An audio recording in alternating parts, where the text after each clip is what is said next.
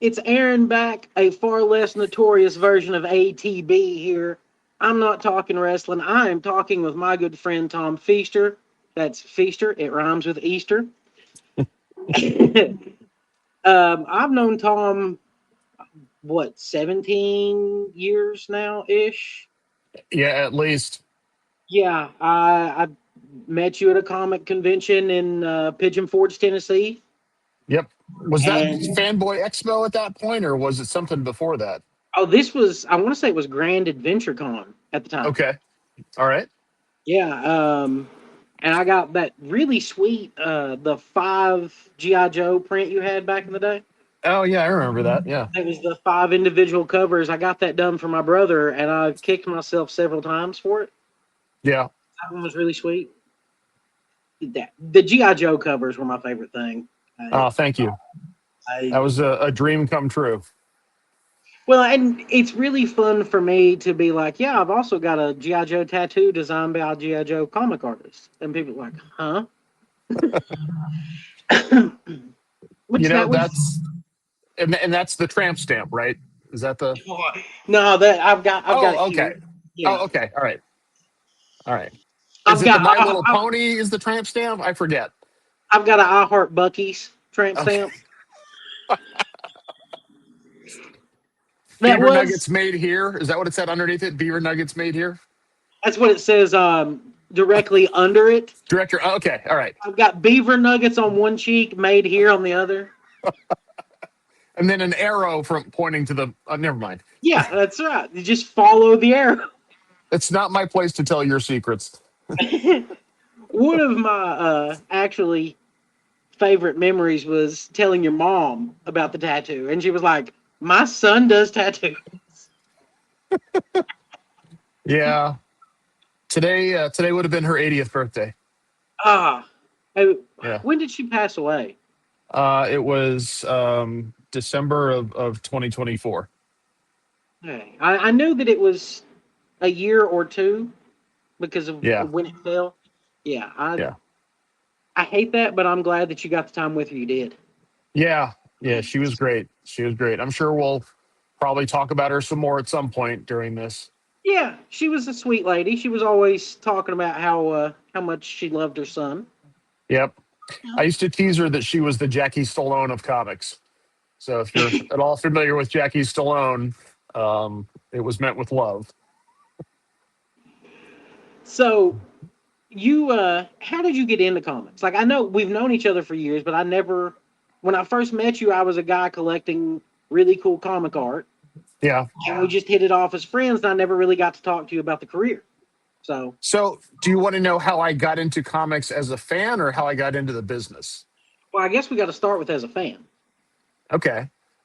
So as far back as I can remember, superheroes were part of my life. I remember in preschool, my mom and I going to this. There was a store called Nichols, which was kind of a front runner of like Walmart or Kmart, that kind of thing. And I remember being in the store and seeing the shelf of all the Mego superhero figures, world's greatest heroes, and I had a ton of those. I'm sure I know I had figures that I didn't even know who they were, but they were superheroes.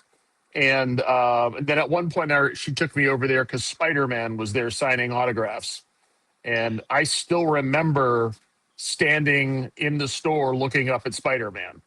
The And irony, the irony for me is you're mentioning these. Do you know what my biggest experience is with Mego figures? now what?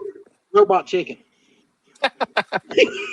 Well, I think I have a few years on you, so Yeah, like I love Robot Chicken. So as you're talking about them, I'm like, oh yeah, like the Lex Luthor. Yeah, okay, yeah. yeah. No, I, So I, I had them as a kid and played with them, and I still actually have several of them right now. And so yeah, and I still have my book signed by Spider Man that my mom took me to, and so superheroes were part of my early life before I could even read. I used to have this big, it was a treasury size edition of Batman's Strangest Cases. And it had art by like Neil Adams and Bernie Wrightson and Jim Aparo and like really great stuff. and I did not know how to read, but I would lay on the floor and just look at the pictures, and I spent countless hours doing that. And then later on, we took a family vacation. It was my mom and my grandparents and I, and my mom gave me a brown paper little, almost like a lunch sack that had comic books in it that she had bought somewhere for like $1. And it was literally just a grab bag of random comics. And it was designed to keep me quiet in the car on the drive. And, that was kind of where it started for me. It was, and I remember DC Stars of Space with Adam Strange on the cover. And I have a copy of it still somewhere back in all of this. I get it. Yeah. My comic collection's in the closet. Most of my graded comics are in the closet.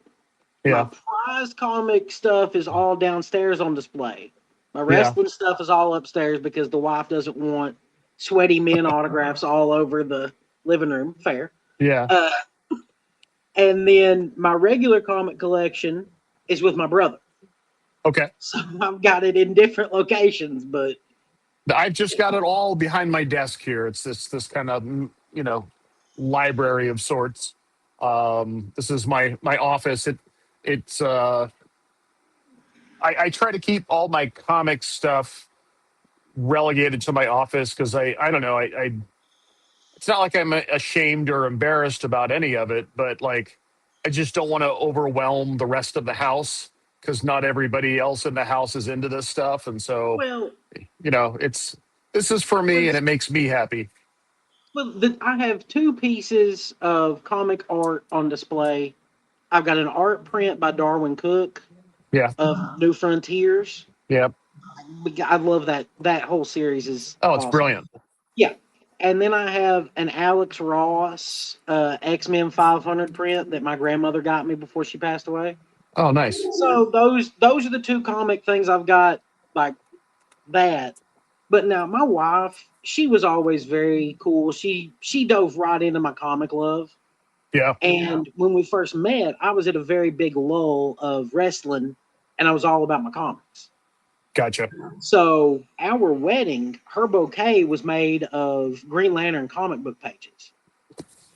Nice. Like my wedding band is a Green Lantern wedding band. She Oh, was nice. she was game 100% with all of it. Well, I don't think it's that anyone else has a problem with it per se. Yeah. My wife doesn't really care one way or the other. But upstairs I've got there's art and paintings by illustrators that I love. Um, but mostly not comics stuff. But some of it's by comics artists.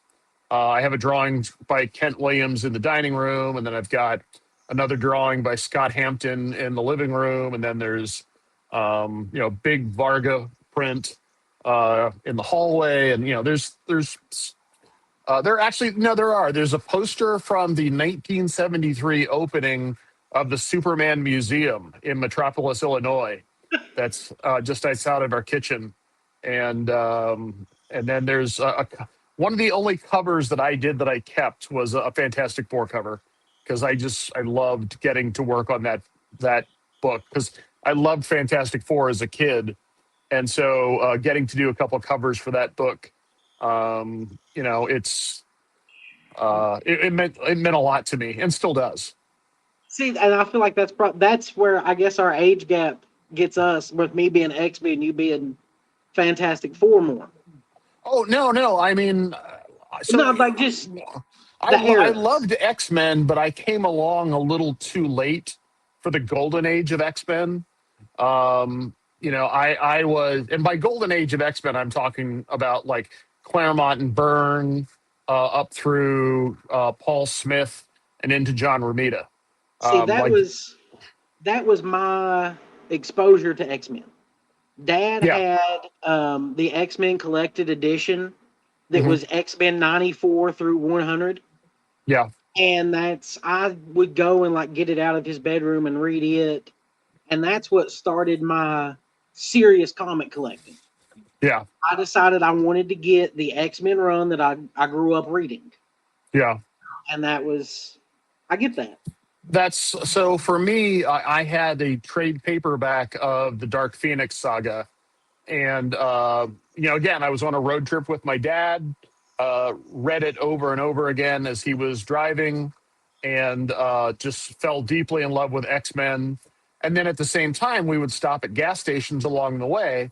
And at the time, you would go in and they still had spinner racks in the gas station, but they didn't always swap out older books. So you might be able to pick up 6 months worth of, whatever book as you're driving up and down the coast. And, going into various gas stations, you might find 2 or 3 months worth of Fantastic Four or whatever, Blue Devil, whatever it was you might be reading at the time. Dude, I And loved Blue Devil back in the so did day. I. So did I I. Blue was Devil was a great character. There was a comic. Well, it was just a used comic, records, everything store in Yeah. Knoxville when I was growing up. They had 35-cent comic books, and they had Blue Devil, Blue Beetle, and the Thing all the time. Yep. So that was my big, like, my Fantastic Four exposure was more reading, well, looking at those, because honestly, Yeah. reading those wasn't that fun, but they looked really cool. Yeah. Oh, well, so for me, I bought about a 6 to 8 month run of Fantastic Four on that road trip, stopping at different gas stations. And I was absolutely hooked.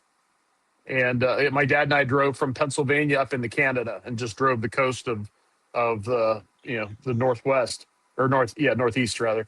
And loved it. Loved every minute of it. And then Byrne for me he was the first artist whose name I bothered to remember because I just loved everything he did. And for years I bought everything John Byrne drew. Up until, and through Superman and all that stuff at DC early on. I like John Byrne. For me, it was any time that I saw the name Claremont, Hmm. I had to buy it because I wanted to read it. Yeah. I was like, I got to read this one. And as far as artists, oh my God, I'm drawing a blank right now. The one that was on before Daryl Banks come through on Green Lantern is the one that got me hooked on Green Lantern. Um, 80s. yeah, I'm trying to think of, was it Roderick? Romero Tangal? I know Tangal was one of them. Stanton. Joe Stanton? Yes, Stanton. Okay. Yeah. Stanton's run was one of the first ones that got me in, and the Neil like I remember reading the old Neil Adams, Denny O'Neil, Green Lantern, Green Arrows. Yeah. Love those. Yeah. I didn't come to those until much later. But yeah, I mean, and Joe Stanton's a heck of a nice guy. What at the convention that I met you at, he was a guest there as well. And he drew a Batman from Batman Brave and the Bold for my son that we still have. And it's a treasured drawing. Who was it? Joe Stanton. Oh yeah, he was. Yeah. Because He was there with his wife. I got I was all about getting the Scooby Doo art prints that he had. Oh, okay. And I actually got one of his G.I. Joe ones too for my brother. Oh, cool. Because he did the yearbook Yeah. back in the day. Yeah. Because, and that was, my brother didn't go with me. I got to go and meet everybody and get all the cool stuff. So I would have to get him G.I. Joe stuff while I was there. I have to tell you a funny story. So I went to that show with one of my studio mates at the time, a guy named Casey Edwards, and my son Jack came with us. Mm-hmm. And Jack was big in the Transformers at the time.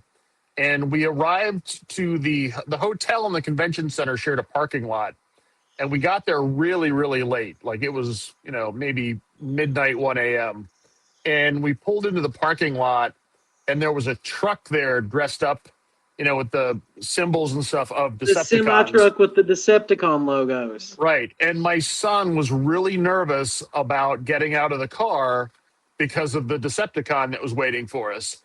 And so we kept driving around the parking lot and pointing out other cars that had Autobot stickers on them. And, we just said, listen, man, you got that one, you got that one. Like, there's at least a half a dozen Autobots out here in case that guy causes trouble. And so after that, my son was okay to get out of the car. There was a black Ford Explorer with a Autobots logo on the back of it there, I guarantee. Yep. That was mine. Oh, okay. Well, yeah. So my son was not getting out of the car until he was sure it was safe, because that big Decepticon truck. That's one of my favorite memories of him having to talk him into getting out of the car that night. I miss the old Jack Feister, age 9, future president of the United States. Yeah. Those statuses were the days. He's embarrassed by all that stuff now, but He'll that find his way actually, back to it, man. well, at one time he had a pretty good following.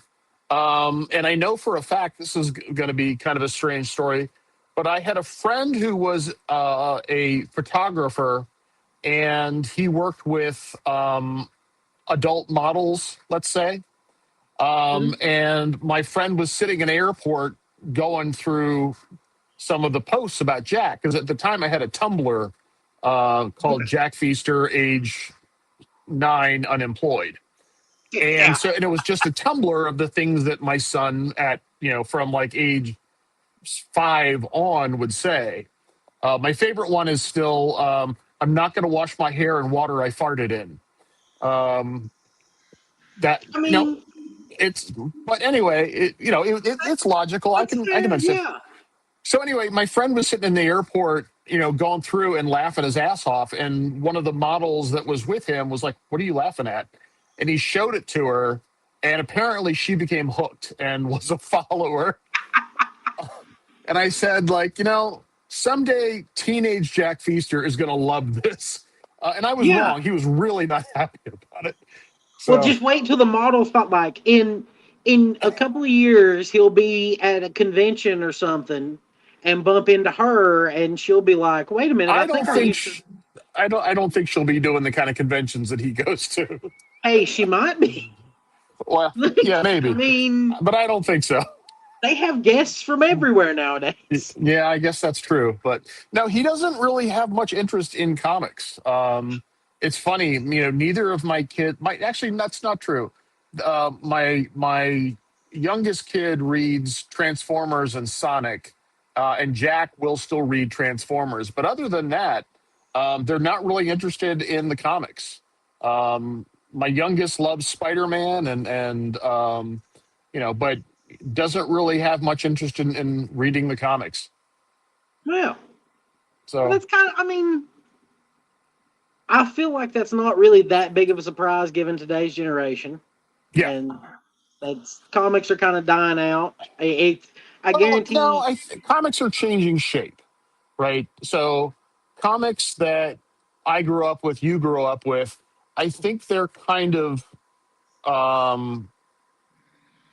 they're morphing into something different that a younger generation is more interested in than we were in, as far as like, giant half-naked men and women beating the crap out of each other, right? Like they're more interested in, human interest stories. How does this character feel? How do these characters relate to one another?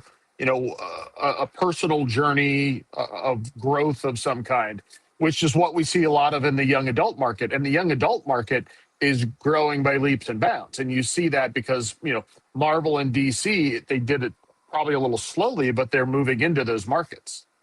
I've been teaching the last couple of years, and the majority of the students that I've been teaching, thank you. There we go. Yeah, I've been teaching with a company called Elevator. Yeah. Yeah.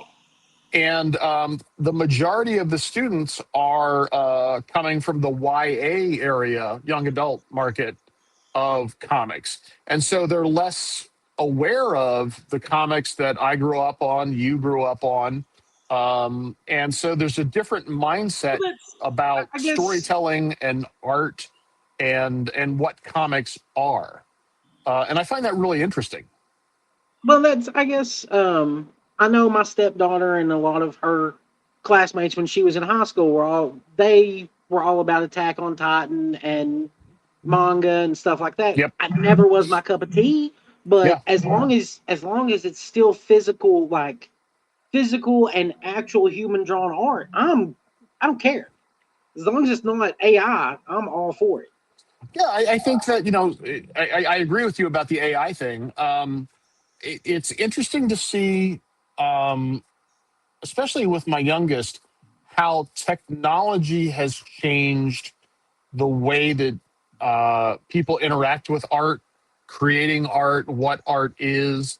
I come at it from a very kind of old school approach in terms of, I feel strongly that people should learn, fundamentals of perspective, figure drawing, composition.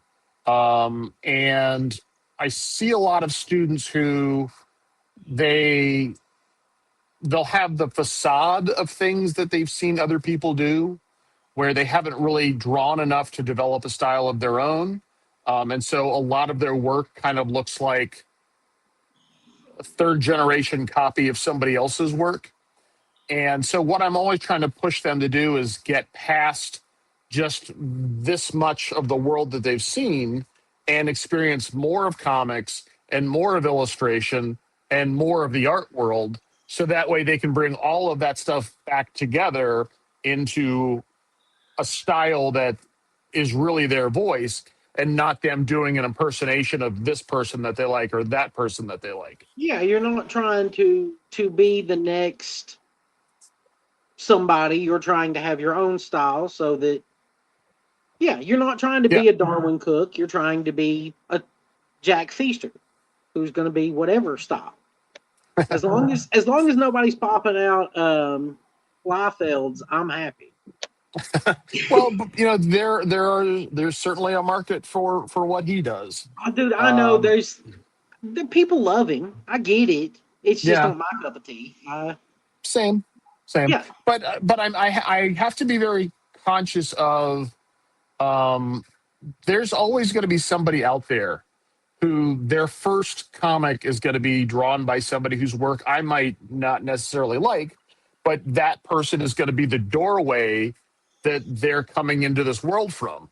And you see, don't want to be that person that immediately says, that's bad, that's not valid, that's not up to my standard, right? Like, you know, come into the industry, spend some time here, see what else is out there, and maybe in 5 years you'll feel differently about that work, or maybe you'll still love it and you'll appreciate it for what it meant to you at the time.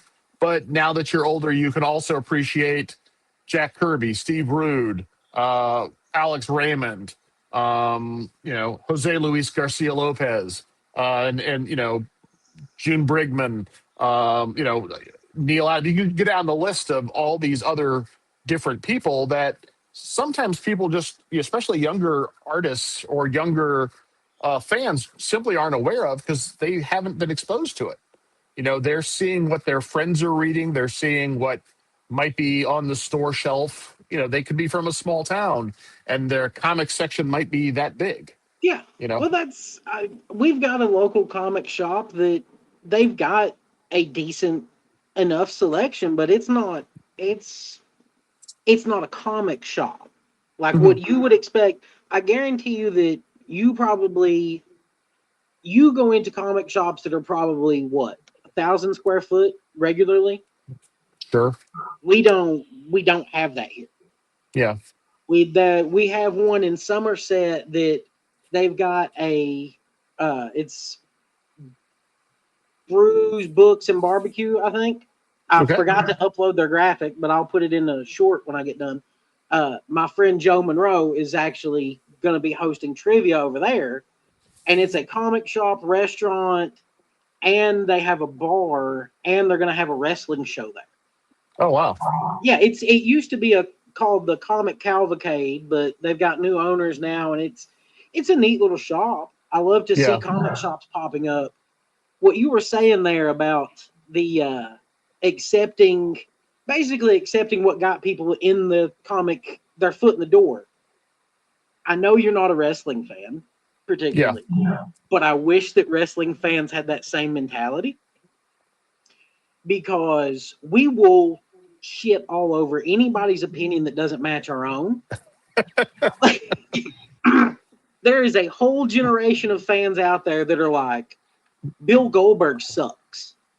Well, Oh, Bill buddy, I Goldberg, mean, he comics got comics fans as a community, there is a whole contingent of people who are built, their fandom is built around hate and knocking down what other people are doing.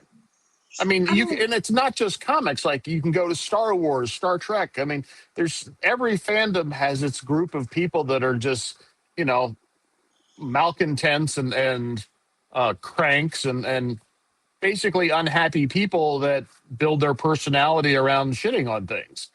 You know, like well, I it's mean, not.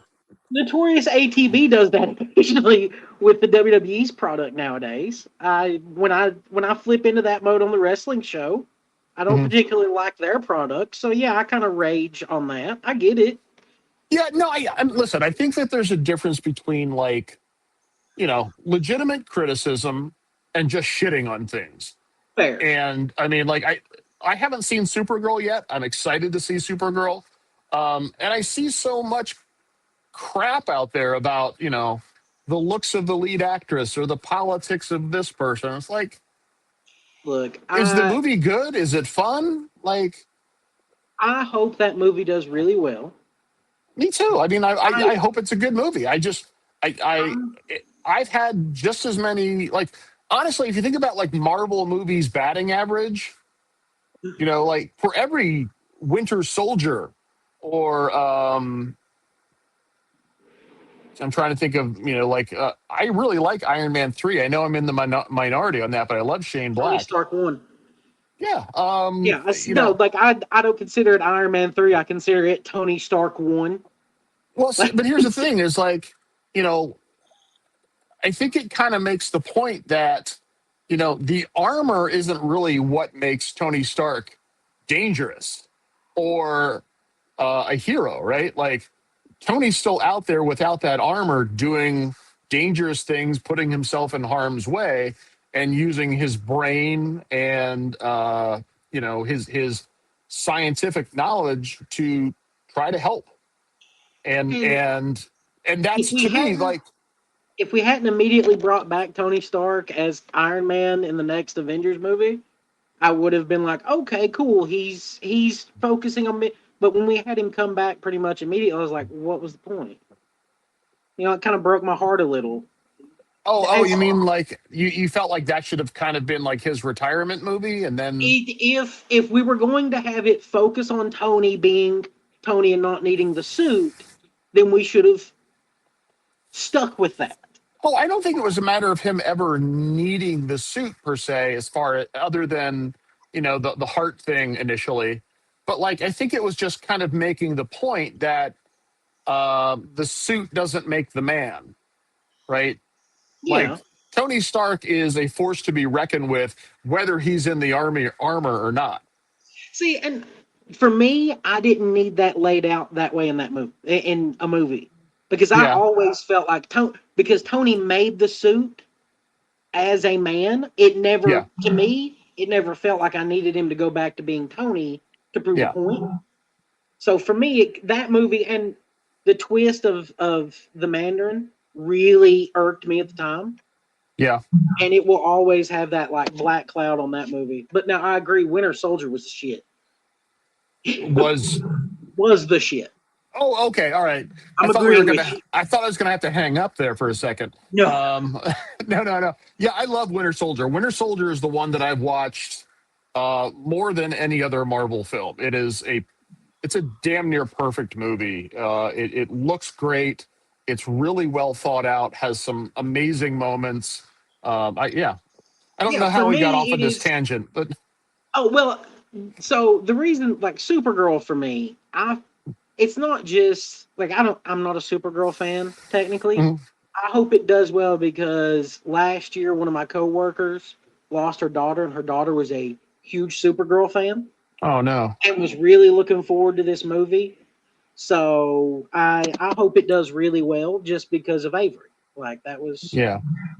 and I'll watch it.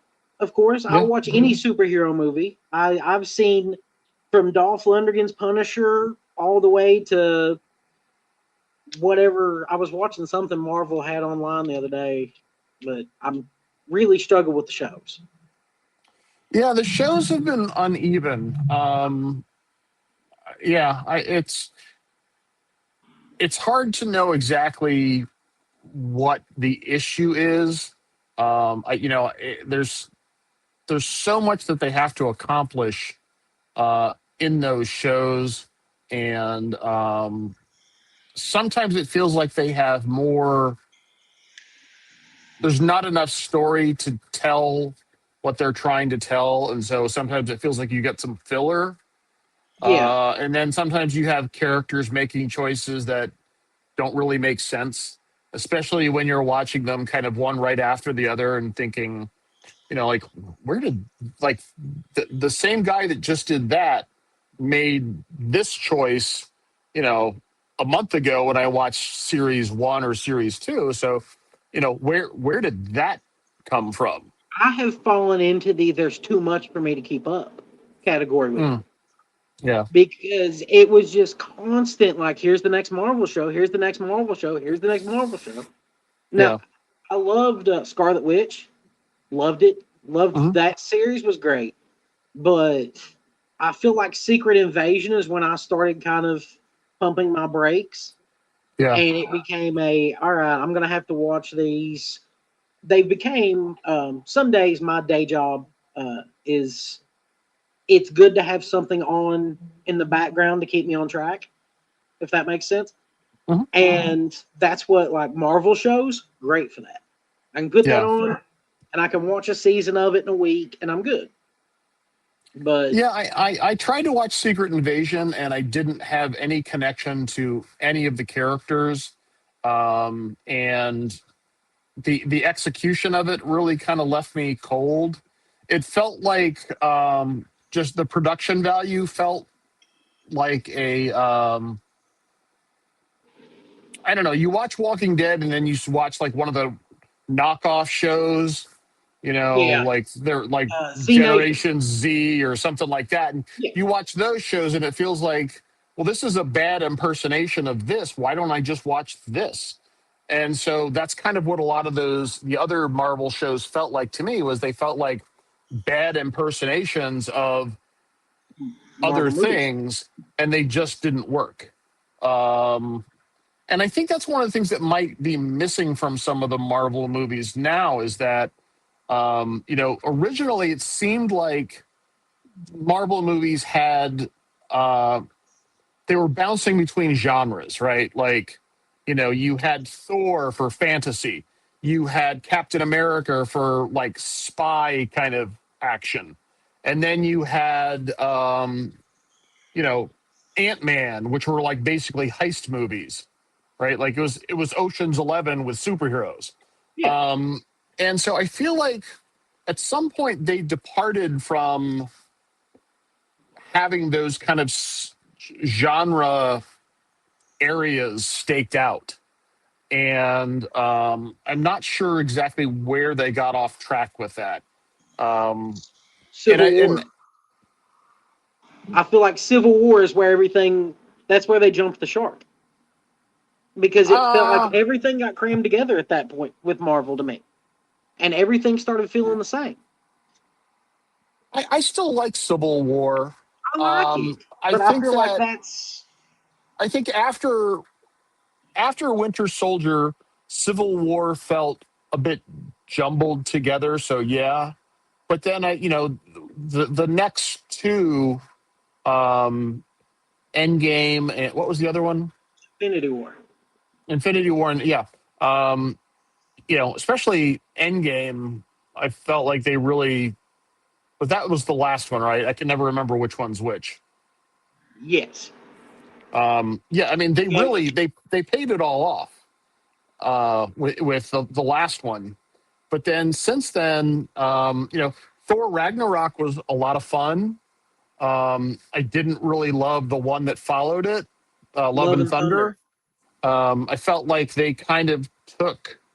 So I'm I in the felt like they kind of minority. took the wrong notes as I'm in the far as. minority of really loving the Dark World. Oh yeah. I loved that movie, and then like I feel like we started going downhill after that. We got more and more campy. And Love and Thunder for me, I was just like, what the hell is this? Yeah, I This is agree. not. I felt like Love and Thunder went too far. So Thor is one of those characters that I've never had any particular feeling for. Yeah. Like I was never into the fantasy characters in Marvel as a kid. Well, your favorite Thor is Anything like Vincent D'Onofrio, right? yeah. Um, I mean, really, it's not that's not far off. I never really, I just never cared about Thor or any of that fantasy stuff or any of the space stuff like Silver Surfer or any of those things. I liked my heroes like Spider-Man and Captain America and Iron Man and Fantastic Four. All You the like New the York. grounded. You're more of a Marvel than a DC guy, I guess. Oh Is yeah, that? absolutely. See, Yeah. Other than Teen Titans, I loved Teen Titans as a kid. I'm Green Lantern was always my favorite, but Yeah. give me now Batman, Blue Devil, Blue Beetle, Yeah. Booster Gold. Like I enjoyed the Yeah. randomness of DC back in the day. Those were all books I read. Blue Devil, but for me, New Teen Titans with Perez and Wolfman was kind of where it was at, and of course Atari Force, but that was unfortunately short lived. We my wife and I were actually just discussing one of her friends talking about how much he loved Perez's work on Batman. Hmm. And I was like, oh, yeah, you need to send him because they did a collected edition of all the covers in black and white lithographs. Yeah, And I was like, yeah, because that, oh, gosh. It was the crossover they did with Teen Titans, I think. That yeah, Perez did. Yeah. The Judas Contract. yes, that's it. Yeah. Yeah, Yeah. I think I that think was that was that was more. really where I started, like every single month buying Teen Titans. I had picked it up kind of every now and then to check in, but being a Marvel zombie was like cheating on a girlfriend to buy a DC book. I It get wasn't that. until yeah, Tribalism is a funny thing, isn't it? yeah, yeah, That's the word to describe wrestling. That's the word to describe every online group there is. We yeah, get tribal when it comes to our stuff. yeah, Don't you dare badmouth blank. You know, yeah, a it's bit. like when you popped on. I'm so used to seeing you in a Yankees hat. I was surprised with the Phillies hat. Um, So, yeah, I'm from Pennsylvania originally, and grew up going to Phillies games and Yankees games. My dad was a big Yankees fan. My grandfather was a Phillies fan. I'll be honest, I was never a baseball fan. Like I like going to games, and it was fun to play every now and then. But like most sports these days, I couldn't tell you the name of a single player. Like I'm so out of the loop. But I bought this hat because my grandfather always had Phillies hats, and okay. so when I saw this, I was like, it's literally the logo of the hat that my grandfather used to wear, and so I had a really fantastic grandfather, and so if it's something I can do every now and then, it makes me feel a little closer to the man. I'm going to do it. I get that. I've I not. always feel bad for people when they're like, "Yeah, the Phillies, they got," and I'm like, "Sure, buddy. I have no idea what you're saying right now, but I'm sure it's great." For me, I really dialed back my baseball watching when Dad passed away. Uh But me and my brother, we came home in Cincinnati Reds booties when we were huh. born. So Yeah. we've always been baseball fans. We were a baseball family. He's a diehard Yankees fan. Yeah. Your And brother. actually has the Yankees tattoo on his back, Yeah. the logo that goes into Dad's signature. And my hat is a David Ortiz edition hat. Oh, okay. So yeah, I'm the Red Sox fan of the family. That's Gotcha. the reason that it always stuck out to me that you were a damn Yankees fan because I was a Yeah. Red Sox. again, I grew up going to those games, and I loved being at Yankee Stadium. One of the times I laughed the hardest was my dad and my grandmother and I went to Yankee Stadium. I don't remember who they were playing, but we sat behind a couple of New York City firefighters, and they sat down with a beer in each hand, and they did not miss the beer guy one single time until I don't know what inning, and they were absolutely hammered, and they were hilarious, just heckling the players down on the field. They were funny as hell.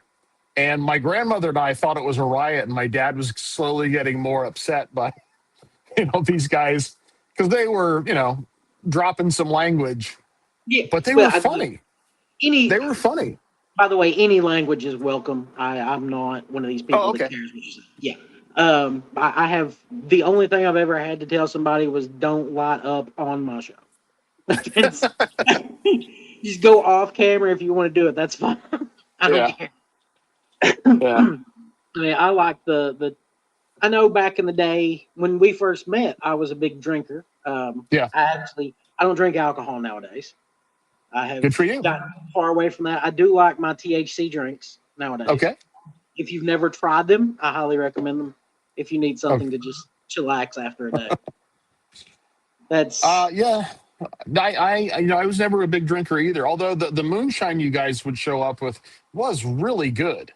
It it was was. good That's stuff. Especially the apple pie. And there was one, I think it was just cinnamon. I remember it having cinnamon sticks in it. that was the apple pie. That was the apple pie. Okay. Yeah, we put cinnamon. Uh, We had a fruit punch. yeah. That okay. All It, right. That was the other one. that All one right. was. I was talking about this with Keith. We ran out the first night of Fanboy that year. Okay. And I had to put you and Keith on the phone with my brother so that he could get a hold of somebody to bring us more for Saturday when he was coming down. Yeah. And Theo had collected all of the fruit and was just eating the fruit straight out of the jar. I talked to him a couple months ago about a project. I hope it still comes together. But speaking of Theo, Yeah, he's a good dude. Oh, he's hey, gonna he's gonna record an episode with me too. nice. Yeah, so that's My coming in the couple. kids, my kids are both obsessed with Five Nights at Freddy, and they were very excited that I knew somebody who was in Five Nights at Freddy, or Five Nights with Freddy, or Five Five Nights at Nights Freddy. at What? Freddy's. Five Nights at Freddy's. Okay, man, I'm an See, old man. I don't know this stuff. did you watch Sinners? No, not yet. I've heard it's great, but I haven't seen it yet. Okay, it's on HBO Max, just like Rick and Morty. There's free plug on that one. But watch the credits scene too. Okay. That for me, like I liked the movie, but Yeah. when I saw the credits scene, I was like, okay, I love this movie now. All right. And Yeah, I've it heard was nothing but good things about it. the only thing that I really needed to make me love the movie was covered in the credits. I was Okay, like, all don't right, tell me anything else. I feel like I've already had too much of it spoiled for me, and that's why I haven't gone out of my way to see it. Because like I feel like I kind of already know the thing, so I but yeah, I try need to to sit and watch avoid. it. Uh, the wife and I, we watch probably 4 or 5 movies a week. Okay. I podcast the wrestling show on Mondays and then record these interviews at random days, and then I'll hit the gym a couple of days. But other than that, it's movies and wrestling. That's our afternoon. And have you gotten to see Send Help? Yes. We actually I watched it by myself one night and loved it, and then watched it with my wife night before last, and she was ambivalent about it. We have See, very different taste. So it's we don't watch a ton of movies together. And plus she falls asleep every time we try to watch something. So if Crystal um, sits on the couch, she'll fall asleep. yeah, that's That's how Sonya is. if she'll Yeah. sit at the computer chair where she works, she'll stay up and watch it. Usually, Yeah. she loves Send Help. The Bone Temple, the 28 years later. Okay. Yeah. No, Sonya is not a horror person at all. Okay. I'm still surprised she watched as much of Walking Dead as she did. Um, but yeah, she's not like she watched Send Help like this for good portions of the Oh. movie.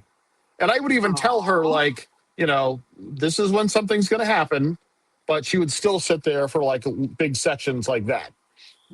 And that was in the daytime. She watched it in the middle of the day. So, Yeah, see, we're very much a let's make a list of all the horror movies that we want to watch. And there's always a couple of Hellraiser movies on there, stuff like that. yeah. Saw is one of our first like bonds was that we Uh, both loved the Saw movies. okay. Yeah, so she's all into horror. Yeah. And Project Hail Mary. Have you seen that one? I don't know. It's Oh, is it's that the not a one with horror. Ryan Gosling? Yes. Yeah, I've heard that was good too.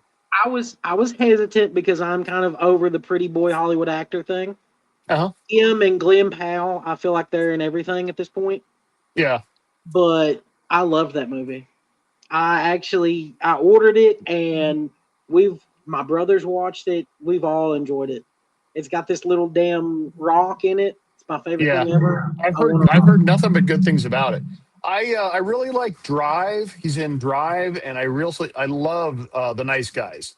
Uh, I and really. I've watched that movie.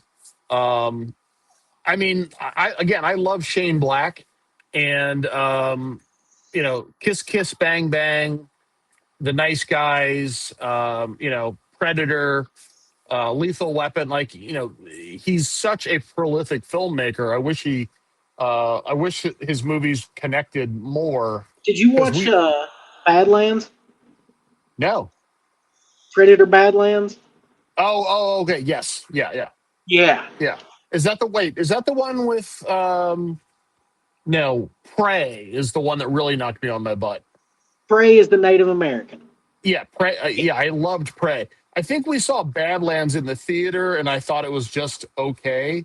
Um, I don't I know. I like just the different way of telling the story. Like for me, it's yeah, really cool to see it from the Predator's side of things. yeah. I like that they're trying to grow the franchise in different ways. And again, I thought Prey was a really smart way to expand on what we've already seen, but do it in a really different way. Um, And so, I sat my kids down to watch it. I was like, listen, you have to see this. And I didn't tell them it was a Predator movie, just that it was a really great film. And they both really liked it, luckily. That's my former wrestling co-host. He was a big fan of the Predator movies, and Yeah. he would always be like, "You need to watch Predator. Just put on a Predator movie." I was actually in a Predator movie when I was in college. Some Uh friends in my dorm made a spoof called Editor. oh. And we got stopped by the cops one morning in Savannah. We all were dressed up like secret agents. We had like suits and ties, and I had on like a long green trench coat. And Is this on you? no, it's not. Oh, it needs to be. I have a copy of it somewhere. And so yeah, we're standing there, we're filming, and we've got guns, and we're filming this fight scene, and we're standing in the alley, and it's probably like 7:30, 8 o'clock in the morning on a Sunday in downtown Savannah, and we're across the street from the Hilton Hotel that was down there, and we see a cop car pull up one alley. And I think there's even video of one of us, responding to it. And I think it was me that said, "Uh oh, here they come." And then another cop car starts driving down the alley from the other end, and they were blocking us in. Yep. And somebody from the hotel had seen guys in the alley with guns, and so yeah. Well, that's Um, but when I let me hang on. go ahead. So a few days later, we didn't know it, but the president at the time, George Bush, the first President Bush, he was coming to Savannah for a like an appearance down at the waterfront in Savannah. The guys were filming a scene that day of one of the other guys who was playing essentially the uh, Glover. Not Glover. Danny Glover's part in our movie, and he was supposed to run down the stairs of the Hyatt or Hilton, down whatever it is, the Hyatt maybe, run down those stairs, run into the street, and then act like he was firing, and they were filming it. He got about halfway down the stairs, and two Secret Service came out because they had secured the downtown area. And so he was arrested and he was taken in, and they held him for the better part of the day. It scared the hell out of all of us because I just remember like Clayton's in jail, and like they were like telling us the whole story of what happened. And like I said, he didn't get halfway down the stairs before they were on him. Apparently, That's I not to the Secret Service extent by any means. But I did get escorted off campus and have to have a conversation with a few people when I was in college for a prop that I had brought on campus to film some stuff. And it looked like a big predator knife. And when the woman saw me get it out of my backpack in the college campus, she called the cops. Yep. We ended up making fun of it though, and I instead of getting stabbed by that, I got beat to death with a foam baseball bat. Yeah, it works. That's funny. So you did several tie-ins with Terminator and RoboCop back in the day. Yeah, there was a series called Terminator versus RoboCop. I did covers for it for Dynamite, and basically the way that came about was the editor said that they needed something to go to print in like a couple days. I think they had like 48 hours to do the first cover, and if I could make that deadline, then they would hire me for the rest of the series. And I think it was like a 6 issues. I don't know if it was 4 issue or 6 issue, but like they didn't have any scripts, so I had nothing to go on other than knowing that like Terminator and RoboCop were in it, and I couldn't use Arnold Schwarzenegger's likeness. And so that was all I had to go on. So I just made stuff up. Hey, That's literally what I did. It's like I don't know what the story is, but I'm just every cover is going to be something with Terminator and RoboCop doing something. So we talked about your start of fandom. Was that your first what got you into comics themselves? So like as a business. First off, do you have any time restraints? I don't. No, not really. I mean, like probably by 9, just I'd like to be able to see my family before they go to bed. Yeah, but, I get that. I would like to see my stepdaughter's already come in and gone to bed. She's going to work. She's got to work at 8 a.m. So, oh no. Overtime money. Come on. Yeah. Yeah. Well, so how I got into comics. So, kind of a long story. And I'll start with the story about my mom. When I was about 10 or 11 years old, I get home from school one day and there's a letter in the mailbox, and Spider-Man is on the envelope, and the return address is Marvel Comics Group, New York, New York.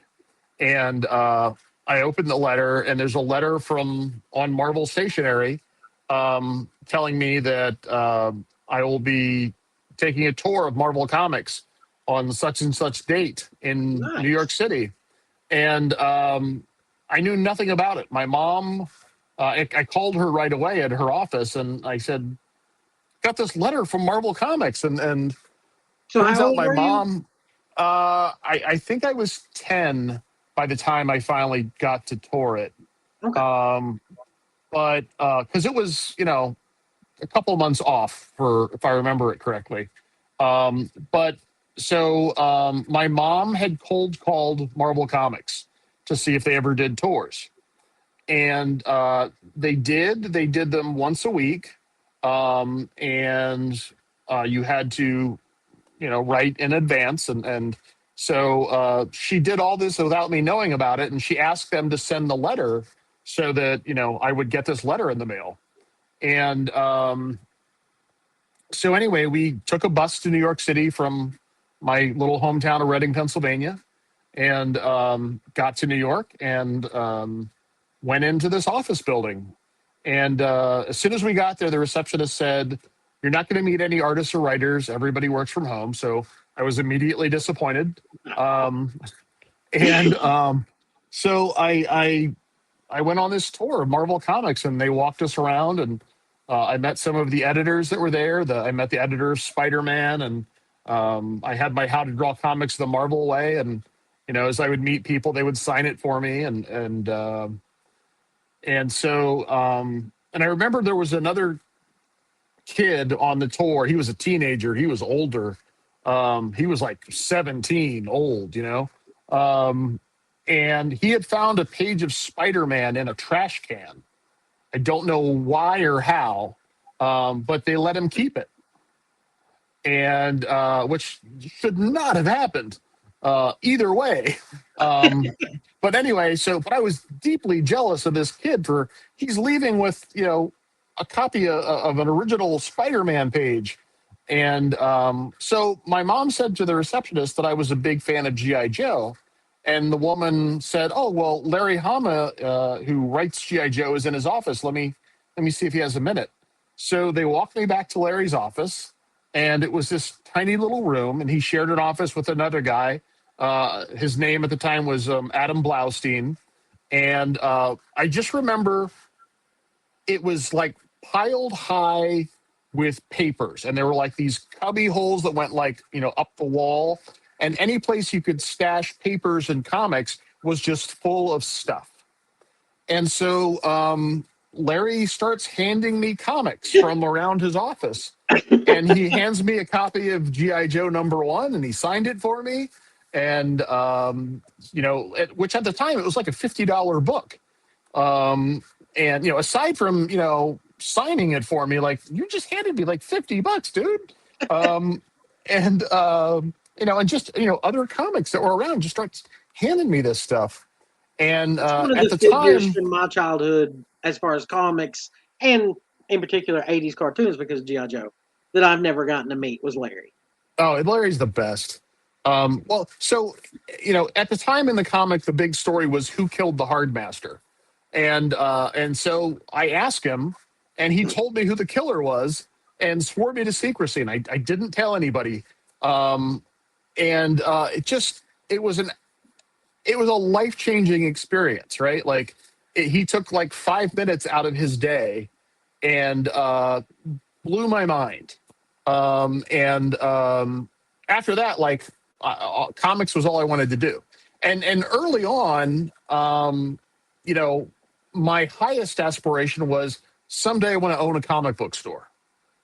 Then when I was in junior high, I had one of those teachers that changed my life. His name was Sandy Turner. And he only taught at my school for one semester, or for one half of a year, or 1 year. I'm sorry. He only taught there for 1 year. But he was an art teacher, but he was also my homeroom teacher for that year. And he had a record player in the back of his room, and he would play Jimi Hendrix and The Who and Nice. BB King and like all this like soul and R&B music, which I was a white kid from the suburbs of Pennsylvania, but I loved rhythm and blues music. I was a huge Blues Brothers fan. And through the Blues Brothers, I discovered like John Lee Hooker and BB King and Big Joe Walker, and like all these like old and Sam and Blues, Dave, yeah. and yeah, like R&B groups, like again, like Sam and Dave and all that stuff. The So irony, I had to smile there when you said The Who. I actually have signed Pete and Roger autographs on the wall. oh, very cool. Crystal got it. Crystal and my brother. No, I actually think Crystal got both of those for me. Yeah, Yeah, it was a birthday and Christmas back to back.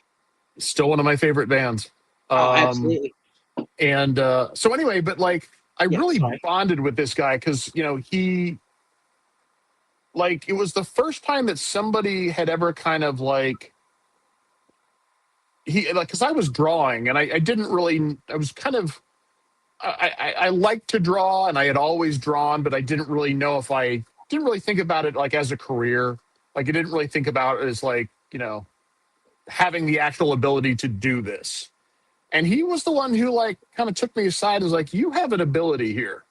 And he told me what to do to help, focus that and get better at it. And because prior to that, like I wasn't good at sports. I wasn't particularly handsome. I wasn't super smart. Like I just didn't, those kids that go to school that like, some kids just kind of have their thing. Like what sets them apart from the group. And then there's the kids that like, they're not particularly great at anything. And they're probably not really going to do anything special, right? Like they're going to be the guys that are like selling insurance. Not that there's anything wrong with that, but like, they're just or processing insurance. Well, but like you know what I'm saying? Like, yeah, I know. There's the kids that are going to be like, that kid's going to go play like Division I football, or that kid's going to, be like, he's not going to be great, but he's going to play like semi-pro golf, right? Or that kid's like straight A student. They're going to go on and write novels, right? Yeah. I was just nobody special with no direction and nothing that set me out from anybody else. And so anyway, he kind of hit me to the fact that I had an ability and I needed to develop it. And he told me how to develop it, which was really the key for me. And he gave me the best advice I ever had, which was take a sketchbook with you everywhere you go and draw constantly.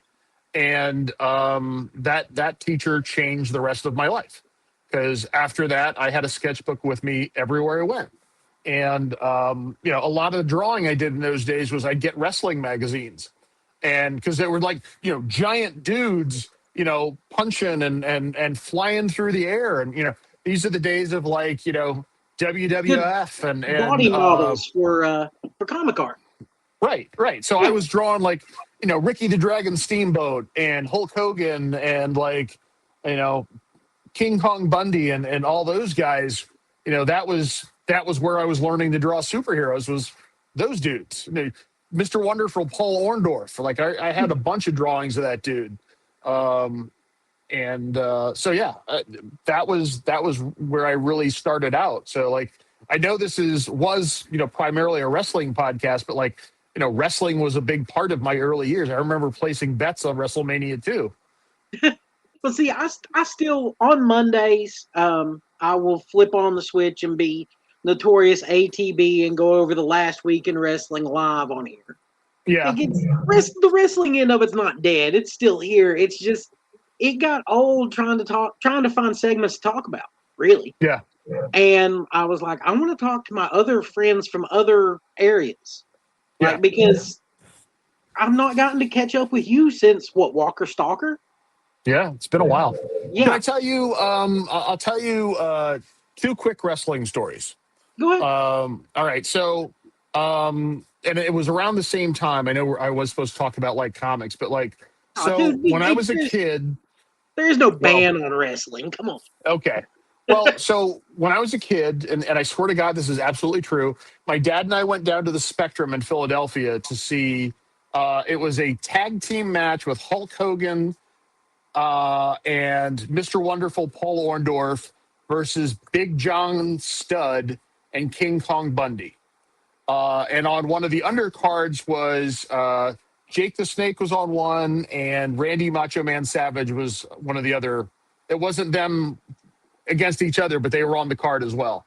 So we got there early, and my dad and I go to the hotel across the street to get dinner before the show starts. And so I'm in 9th grade, maybe 10th grade. Yeah, 9th grade, I think. And so I get up to go to the bathroom, and you have to walk out of the restaurant and into the hallway of the hotel. And it was kind of dimly lit. Like, it was not a really wide hallway, but it was dark. So I start walking towards the men's room. And as I'm walking towards it, I see this guy come walking out of the men's room. And this dude is as wide as he is tall, right? and he's got sunglasses on. And as he's walking towards me, I realize that's Randy Macho Man Savage. All right. And see, I'm a kid, and I'm like freaking out. I'm like, holy shit, that's Randy Macho Man Savage. And so, like, as I walk past him, like, he's just, kind of stalking towards me. And, as he's approaching me, I say hello, right? As he walks past me, he doesn't look at me. He doesn't break his stride. He just growls at me. Like, and I realized, like, it scared me, but it was like, it's exactly what you wanted from a heel wrestler, right? I'm like, guessing this was during the Macho King era, where he was the bad guy. He was a bad guy at the time. He was definitely a bad guy at the time. And, and I realized later on that, like, he put on a show for me, right? Like, in that moment, he didn't have to do anything. But but he was that guy for me in that moment. And I always wish I could have met him as an adult to thank him. Because it was real for you. It was such an amazing moment because it really did scare me, but it was a thrill, right? Like, because, like, is he going to hit me? Like, oh my God. Like, it was so great. And I think if he had been like, hello there, like, it would have broken the magic. If he'd gotten down and been like, well, hello there, little filler. It would have just ruined it all for you. Right. Yeah, I get it. He gave me exactly what a wrestling fan would have wanted from that guy at that age in that moment. And I always was so excited about that. I just wish. And I like to put those things out into the world. There are a few wrestlers who keep that kind of mentality nowadays. Yeah. That it's protecting kayfabe, keeping the story. There's one young guy that's really good at staying in character all the time now. Yeah. MJF, and like people will bring him an like figure of a guy he hates to sign, and he'll sling it across the convention center on. He'll throw it down and stomp on it. He'll be like, "Get that fuck away from me." It's great. Yeah, you want those moments. Yeah, because that's what makes you a lifelong fan or keeps you a fan at the very least. Now, you mentioned Jake. He was at that show that we met the first time too. I had dinner with him. I didn't know he was at the show. I had dinner with him and Razor Ramon. They were talking about they had an idea for a comic book series, and nothing, at least from my end, nothing ever came of it. But that's also Scott Hall, not just Razor Ramon. Just the wrestling fan in me has to point that out. That's fine. I've got him right here. Oh, okay. Yeah. So I wasn't familiar with him. He came along after I was out of wrestling. So I was in awe of Jake the Snake, and very nice guy. I have to say that it was a really strange experience because I knew what their history was, and I knew that they had, had troubles with addiction. And Mr. Hall seems still very enamored with his past and like the fun he had with his partying days. And Jake the Snake, Mr. Roberts, he was in a very different place. And you could feel that there was like a peace to him, and there was a maturity to him, and it was almost like he didn't have any interest at all in glorifying those days, right? I think there was also a different type of drinker between those two guys. I think Jake was a lot more angry than Paul was back in the day. Okay. I think that's probably part of that. And that's ashamedly now, like, I feel bad because Jake actually drank with us that weekend. Oh, really? I didn't know it at the time that he was clean because I just assumed. But yeah, he's been clean for years since. So Yeah. congratulations to him. He's actually he works backstage with AEW now. Oh, good. Yeah. Listen, I was really impressed with him, and I genuinely liked him. I remember my friend that I had dinner with those guys. I remember after we left saying to him, like, I don't know that, you know, that one guy, I don't think he's going to make it. Just, he's still talking about the good old days with a little too much joy. Yeah. And, I know people who have been through that stuff, and I know what recovery looks like. And I felt bad for where he was headed. And, but it was one of the things where it's like nothing anybody says is going to help. He's got to figure this out on his own. Yeah. And I'm just sorry it worked out the way it did. Well, I'm pretty sure he was actually clean when he passed away. He had Good. just It just takes a toll. Yeah, it does. Yeah. And I think that a lot of people don't realize with wrestlers how beat up those guys from the 80s and 90s are. Oh yeah. When you're traveling the road, I don't know, you've probably never felt a wrestling ring, but it is basically plywood with maybe a little bit of carpet foam over it. So you're getting dropped on that 300 days a year. Yeah. And you know what it's like to have to travel. Imagine, you get slammed on that and then you load up and have to drive 4 hours to the next town. Yeah, and when you're that big, you're not going to sleep comfortably on a plane to get some rest, or whatever you're in a world that's not built for somebody that's shaped like you. Well, and both of these guys came up in the WWF when they didn't pay for the travel for them. So it was on you to it was on you to cover it and hopefully get it paid back in the long run. But no, a lot of those guys, I love wrestling, but a lot of those guys got screwed over back in the day bad. Oh yeah, I mean, listen, don't misunderstand. I'm not saying anything with any sense of judgment. Those guys paid a serious price with their bodies, and it's a shame. Yeah. But again, all I'm saying is, like, you could just see a difference in where those two men were at in their journey of recovery. Yeah. So, and this is many, many years ago. Yeah. This is actually probably around this, not too long after I met you, I think. If I'm trying to remember exactly.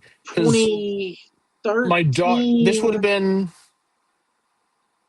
2009 was the first time we met, but I think 2013 was the first time so. My to... daughter was a toddler at the time. So, yeah, that sounds about right. Yeah. So, anyway. But anyway, so back to wrestling. comics. Wrestling was good for your figure study. For my and I, like I said, I followed it for through junior high at least, and then I guess in high school I kind of trailed off. Anyway, but as far as comics goes,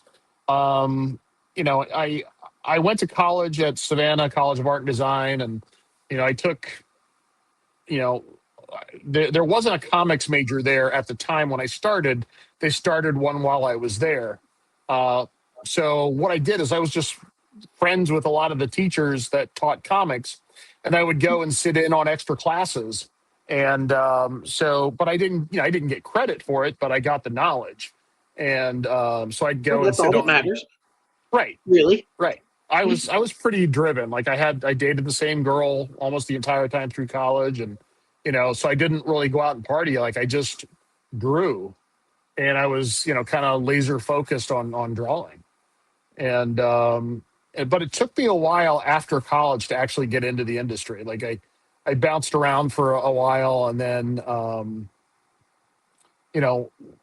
I started out in animation. I kind of backed into animation, and I worked for a company for a while called Wild Hair Studio, that was doing a spite. It was called the Aquaman and Friends Action Hour, I think.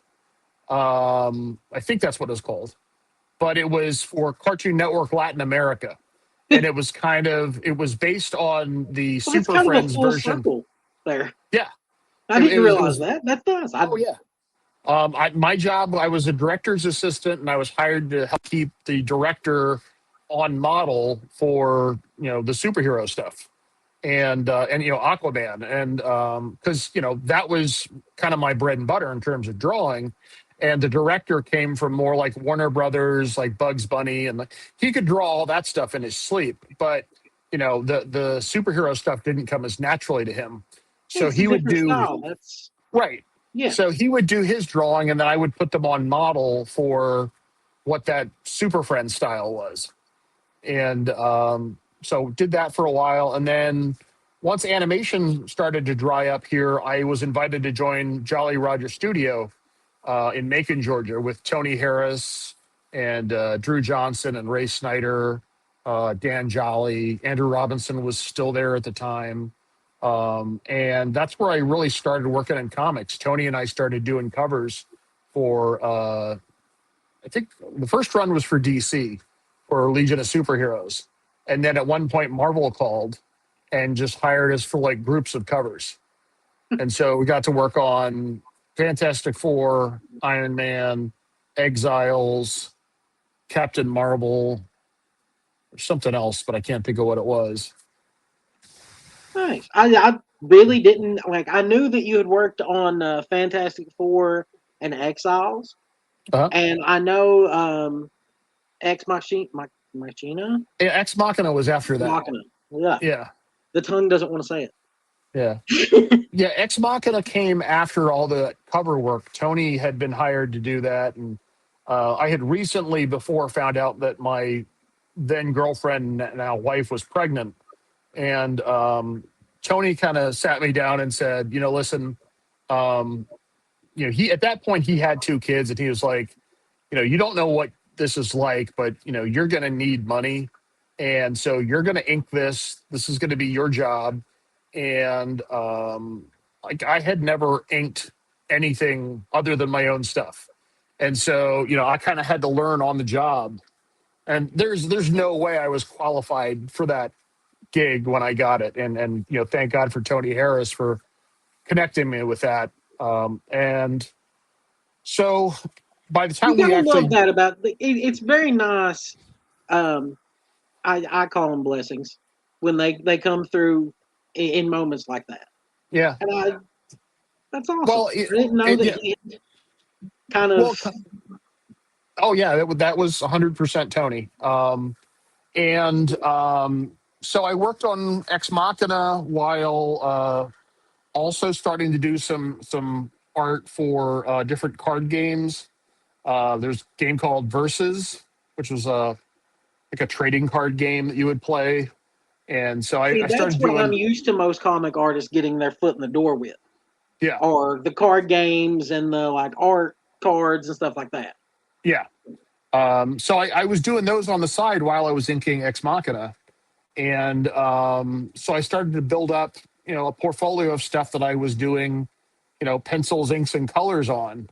And, and I kept busy like that for a while doing that stuff with Tony. And then just got to a point where, you know, things weren't working out with Ex Machina. And I was getting busier and busier doing my own thing.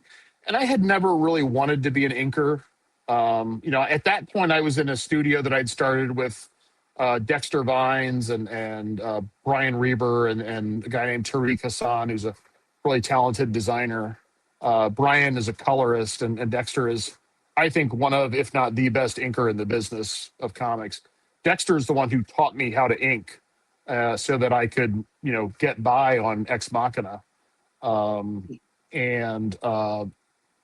Dexter, so as an inker, like I can get things together and make it look pretty, but Dexter's a true artist. Like he can take a page and see things that aren't there and really bring a page to life. Yeah. I'm more of a plumber. Like I can connect this pipe and this pipe, and the toilet will flush, but like Dexter will have a toilet with like fountains and If you like want a a light really show. nice like backsplash in your kitchen, you Yeah. need to talk to somebody else. I Yeah, get you want a koi pond and the dancing lights like they have at Disney, and you want a heated the seat yeah, with a that's bidet. Dexter's your man. yes, yeah, Dexter. No one can bidet like Dexter. But and no, so I didn't enjoy inking because again I would look in the next room and I'm sitting there working on Ex Machina and I look over on Dexter's desk and he's got Civil War or Old Man Logan, and he's a true artist. It's like I was in a garage band and he's next door playing with the Who, you know. And no slight to the other people on Ex Machina, it was my failings, not anybody else. So again, I never really enjoyed inking. I was competent at it, but it just wasn't where my heart was. And and some other stuff happened, but so I finally decided it was a good time for me to, try life on my own and do some other stuff. And then around that time, I ended up picking up a character design job on an animated series called The Awesomes. And yeah, there they are. Yeah. And I did This is that where we get for, into the TV Tom era. yeah, right. Yeah. So I always kept a foot in animation while I was in comics. Like, there would be jobs that would pop up. I did some stuff for, at one point, Charles Barkley had a talk show, and I did some work on the opening for that. And there was some stuff for PBS Kids that I did some stuff for. And so as jobs would pop up, I'd hop on them. I mean, animation, frankly, always paid better than comics. And the quality of life in animation. Like I'll remember, I've told this story before, but I got in trouble when I was working on The Awesomes because I was called into the office because I was working too much. It's true. Like I was used to comics where you draw until you drop, and so I would be working sometimes from like 9 o'clock in the morning till 9 o'clock at night. And one night I'm sitting there and I'm working on stuff, and one of the big bosses of the company comes through, and she's like, "What are you doing?" I'm like, "Oh, I'm just going through these things and making corrections for tomorrow." And she's like, "Why are you still here?" I was like, "Well, it needs to be done." It can wait So till tomorrow, Tom. pardon? I said it can wait till tomorrow, Tom. Well, that's basically what they kind of said. Was like, we want you to have a life. We don't want you to be burned out. And again, I was coming from comics where, when the time I was working, editors didn't really, I don't want to say that they didn't care, but it was like, they wanted their page. They needed whatever you had to do. And, however you got it to them, they didn't care. And if it took you 5 hours to draw that page or it took you 25 hours to draw the page, as long as they got the page, they wanted their page. Yeah. Understandable. And so like quality of life was just not a thing, and not working on the weekends and clocking out at 6 o'clock. Having to miss conventions to work on deadlines. I remember those days being Yeah, like, yeah, "Hey, Tom, yeah, do you think you can get up here to this show in Lexington?" And you would be like, "I can't. I've got to I've got to be at my table this weekend." yeah. Yeah, I Well, get and it. that was I one of don't the things like that would those days. happen with Ex Machina, quite frankly, where like, you know, I would wait on pages that wouldn't come. And, then when I would get pages, I would get like half an issue at once. And by the time I was getting them, the colorist was already waiting on them. And so, that meant that I had to rush through what I was doing. And I couldn't take as much time to do things as nicely as I would like to, Yeah, you or I would couldn't have polish to. it. Right. And and then there were times where because of somebody else not getting something to me when I needed it, they would have to split the issue up with another inker. And Mm, even though I hadn't done anything wrong, there goes half my paycheck for the issue.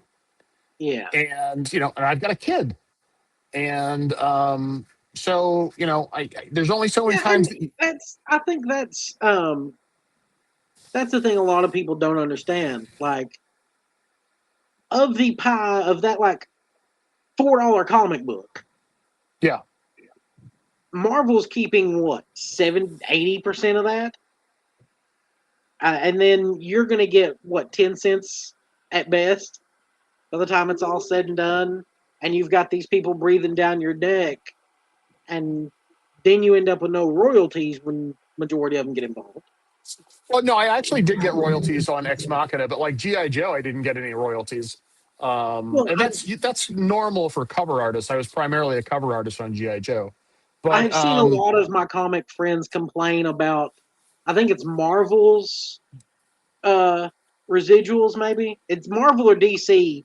One of them doesn't do residuals as well as the other one. And I've only gotten residuals from Marvel, I think, twice in my life. DC has generally been pretty good about it. okay. But I did a lot more work for DC Wildstorm over the years than I ever did for Marvel. And again, most of what I did for Marvel was covers, and there's no Yeah. residuals on covers anyway. But again, it was a quality of life thing. Like I remember at one point I was working on a project for Cartoon Network, and I realized I was about halfway through my day, and I was working on it was Johnny Quest actually, which I loved Johnny Quest as a kid. So I'm getting paid to go to this beautiful office in this cool, building in downtown Atlanta, and I'm getting paid to draw Johnny Quest. And there's all these neat people around, and there's neat artwork hanging on the wall, and there's original backgrounds from Samurai Jack as I'm waiting for the elevator, and all this neat stuff. And I realized that before lunch that day, I had already made more money than the page I was going to have to go home and draw that night. That I was going to have to stay up until 1 or 2 o'clock in the morning, Yep. and I just kept thinking, why am I doing this? Because at the time, the project I was on, the editor was not really fun to work with, and it was just a really negative experience, and it just made it harder and harder to. And passion don't pay the bills. Well, listen, You may have the comics passion will for always be it. my first love. Yeah. Comics will always be my first love. But again, you're not valued. I felt anyway. I felt more valued in animation than I did in comics. That's not true of everyone that I worked with. There were editors that I worked with in comics, like uh, um, Andy Schmidt at IDW, Carlos Guzman at IDW, um, uh, Ben Abernathy at Wildstorm. Is like, if Ben told me something, I would believe it. Like Ben was, and Andy and Carlos too, but Ben was the first editor I worked with that like really, if he told me something was going to happen, I could count on that happening. And when you're talking about a paycheck or something like that, that matters. And so when Ben told me something was going to be processed that day, I knew I could rely on him that it was going to get processed that day. And especially when you're working for yourself, and you have to rely on other people to do their jobs in order for you to get money to pay your bills, that matters. Yeah. There's been companies that I've worked for where you know I've had to chase them down for a pittance, but that pittance is like, I need that for my gas tank. Yeah, you Or need that for your electric bill. right, You need right, that to be able to get your kids lunch tomorrow. Like, I get yeah, it. That's yeah, And that's the uh, thing that a lot of these places seem to forget. A lot of fans, I feel like, seem to forget is that yeah. There's an entitlement that comes through sometimes where they seem to think that um, you know if we didn't want to live this life, then we should go do something else. And sure, that's a fair argument to make. It's I don't think it's necessarily very what's Human. the word I'm looking. Well, there's not a great deal of empathy there because Yeah. they're more than happy to consume the things that we do and then use those things on t-shirts and posters and all kind of other places that artists don't see you know a fair value for the work done. Yeah. You think about like how many creators have had to sue to get a piece of you know characters that have generated hundreds of millions of dollars, Well, I right? mean, look at Bill Finger. Go all the way Yeah, back there, man. I mean, yeah, Batman is not just Bob Kane; it's both of them. yeah, But for years, um, it wasn't that way. Yeah, yeah. I But remember seeing all.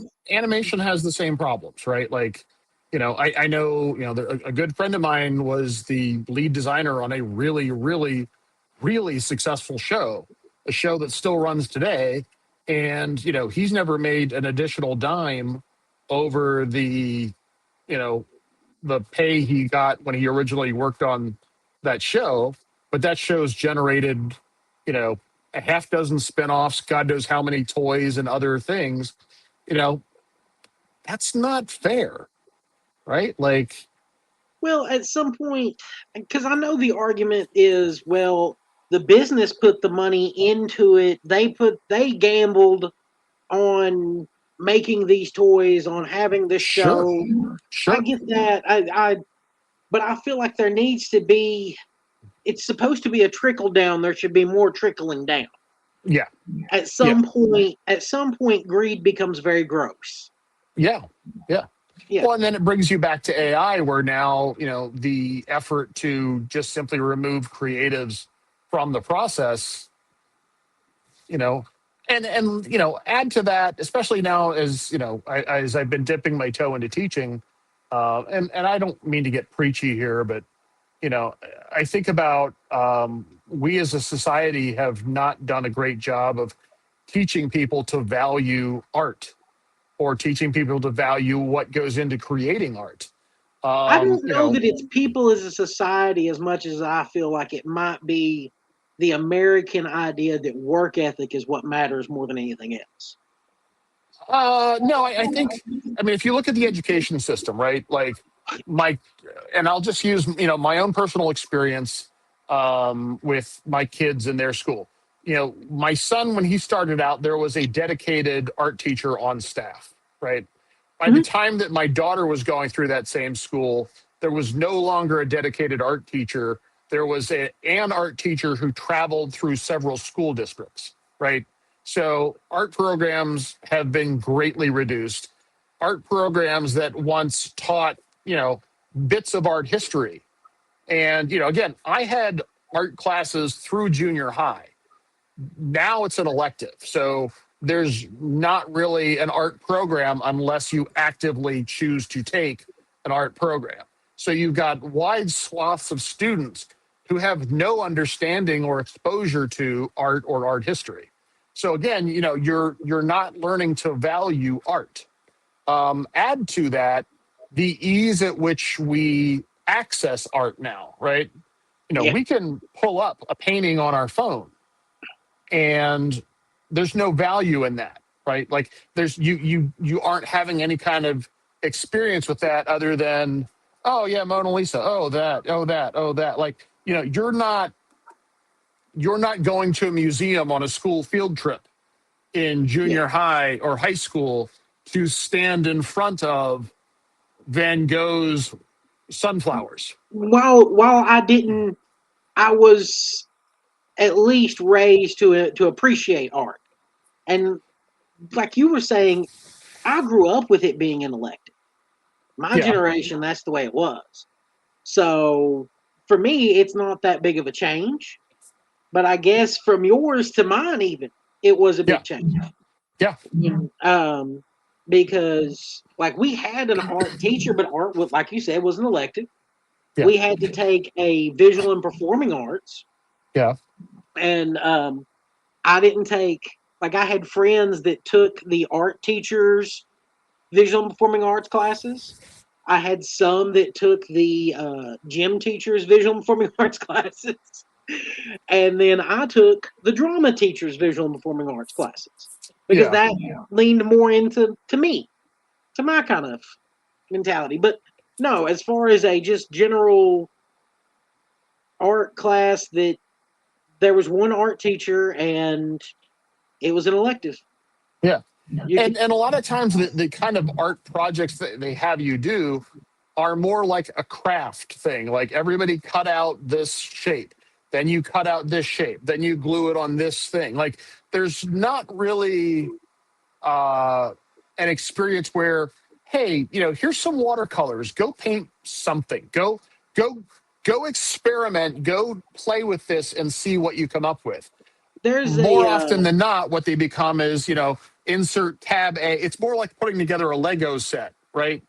That's you're not if you're following the directions. Is it really creating art, or are you just you know see, building a there's hobby? a Twitch streamer that, so I've kind of fallen into friendships with several juggalos over the Okay. last few months. I don't know if you're familiar with juggalos. Grape Fanta. Fago. There you go. Oh, sorry. Oh Come shit. on. Now the Juggalos are gonna put a hit on me. Yeah. Well, there's one Precious Juggalos. His name's Shovel. He paints like precious moments. He'll paint Okay. them like juggalos, I love and that. he's I've super seen. nice guy. Yeah, yeah.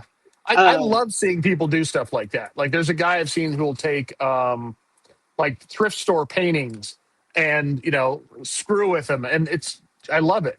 he did that with a Last Supper painting. Yep. He put all the different like members of Psychopathic Records over the years in it, and there's another one, art by Carlos. Like he's part of that little group of friends that my wife is also part of that group of friends. Carlos does watercolor paintings. Yeah. That's where I'm circling back around to. And he live streams them on Twitch every day. Oh, cool. He's a vet that does animal paintings. We have one on the way of our tuxedo cat Ozzy. Oh, nice. Yeah, he wasn't happy with the first draft, so apparently he went back and did another one with better shading. And like I'm a big fan of supporting the art. Shovel and Precious, Shovel and Precious Juggalos have been super supportive of me and my show. He actually gave me some figures to give away for a big live that I did. Oh, So yeah, cool. I like supporting the artists that are still out there. Yeah. Yeah, I'm like you, man. AI has never been my. Anytime I see it start popping up, I'm like, man, really? Yeah. I understand why some small businesses are doing it because it's simpler for them. I don't like it. I'm still going to call it out, but I Yeah. get why you're doing it. What bothers me is when somebody that's a business that's making millions is going to use AI instead of hiring somebody that's their job.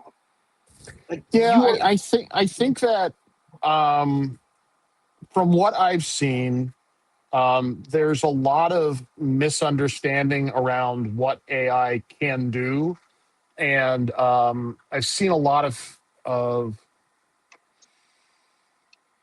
I've seen a lot of people trying to use AI to do things that it might work in a very superficial way, um, but I don't think that they realize that there's more to the craft of telling a story, right?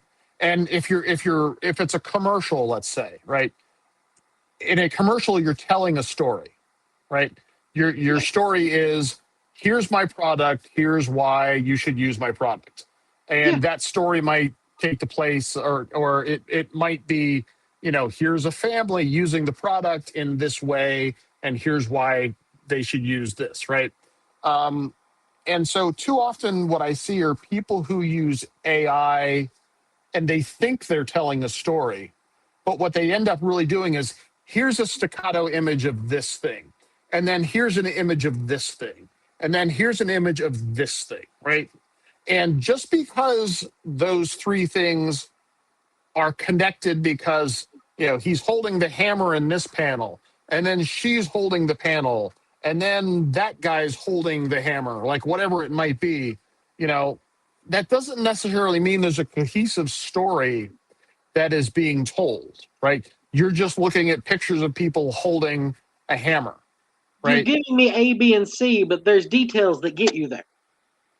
Well, there's a transition between there's a problem solved, right? Like, I need to hammer this board together. If I don't hammer these two boards together properly, it could fall apart and be dangerous for my family. And, and so there's, an A and a B and a C, and they build on one another. Yeah. So much of what I've seen with AI is just, again, staccato images that don't necessarily connect in an artful way the way humans tell a story, right?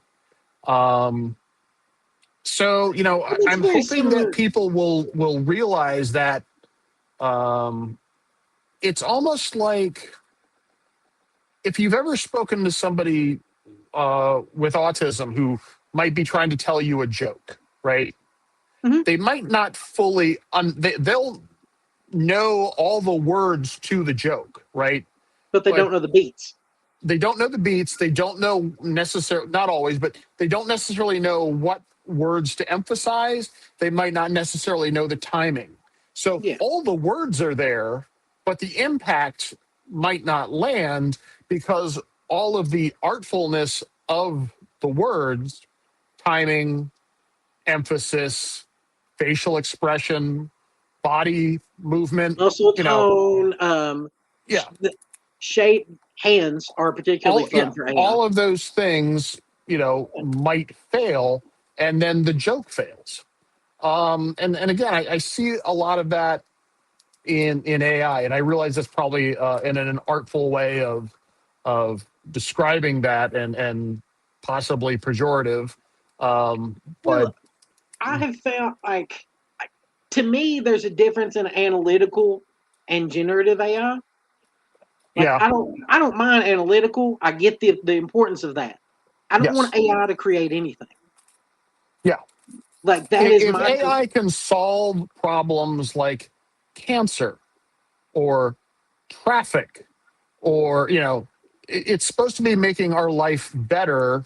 I don't know. We should still be at the point that AI, instead of solving the cancer, organizes our notes about the cancer so the human can solve it. Well, but we're trying to jump straight to the solving it part right now. Right. Yeah. And that's where there are things that people have been sold a bill of goods about what AI can and can't do. And, I think we're beginning to see that people are catching on that might not be the case just yet. Well, and they're starting to see some of the effects on nature with it, with the data centers. Yeah. I think we're only at the beginning of that, just because, so many of those places haven't been built yet.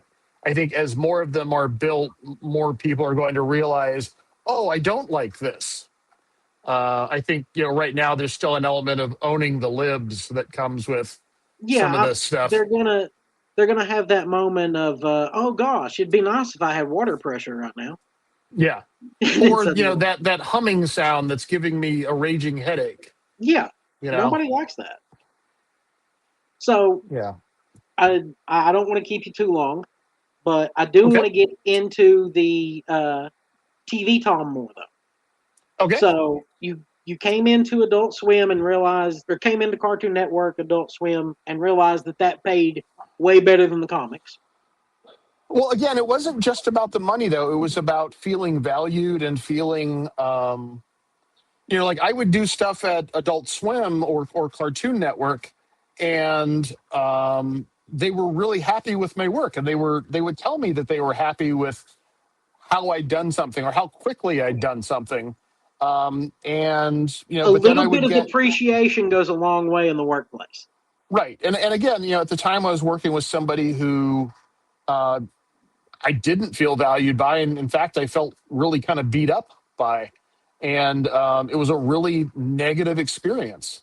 And so, and it's not that I necessarily, there are people who thought I quit comics or left comics. Like, I just stopped really making the effort to jump through those hoops. And, I was busy doing other stuff, and I got hired on, other shows. I worked on Hit Monkey. I worked on a show called Poorly Drawn Lines, and I really enjoyed that experience so much. They let me do, a little bit of everything there. I did, character design and backgrounds and storyboarding every now and then. And so I really got a nice taste of a lot of different things on that show. And then I worked on a show. Oh God, it was for CBS. It was Stephen Colbert's production company, Fairview. It was called Fairview, and I worked on that for a couple, probably like a month or two. And honestly, I've never seen it. I have no idea. I've never seen the show. I don't think it's on anymore. But like everybody looked like Weeble Wobbles. Remember those little toys? They were like egg shaped. Weebles wobble, but they don't fall down. Right. So all the characters were built around that same kind of body mold. Kind of like the oblongs? Yeah, something like that. Nice. And then after that, I got hired onto this thing. It was a game about like monkeys. And was something with like monkeys battling. And whoever, like, they had a ton of money to throw at it. And we spent almost a year doing like Blue Sky, where like there's no rules, just like, we know we want it to be monkeys. We know kind of what we want it to be, but we aren't really set on what the look is yet. And so just go draw monkeys. And for almost a year, I was paid a stupid amount of money to just go draw monkeys for 8 hours a day. And I had so much fun. And it was probably the best gig I've ever had, quite frankly. Did it ever come out? No, they canceled it. Wow. That was the bummer, was like I had all these really kind of cool drawings, but never came together. Did you get like pulled into a Russian money laundering scheme? Is that what happened? Yeah, exactly. No, I mean, honestly, like it was the first job where I'd ever been offered to be paid in Bitcoin. And my wife and I, like, when I first got the thing, I was like, I don't know, like, this all seems sketchy. And so, like, the first payment showed up in my bank account, and I was like, okay, I guess this is real. Like, it literally, I did it, I was on it for like 2 weeks, and like, I don't know, we'll see what happens. And, then that first payment showed up, and I was like, okay, I guess I'm doing this now. And it was a lot of fun. It was not like stressful. It was weird being like the oldest person on the team at 46. I was so like, instead of old man Mackey, it was old man Feister. oh yeah, like the last couple jobs I've had have been that way. Like when I was on Hit Monkey, again, I was probably one of the, so that studio was a pretty big studio. There were probably 200 of us there. I was probably among the 10 oldest people in the room. Like the person that I worked with really closely on Hit Monkey, her name's Emily Sasaki. She's a really, really talented character designer. She was young enough to be my daughter. But I learned so much from working with her. She was really, really talented. And I loved it. I love working with people that are, positive and excited and energetic. And, that's really fun. I don't, age is a state of mind, I think. Like, yes, there's some physicality things that come with it, but like, my back hurts a lot more than it did 10 years ago.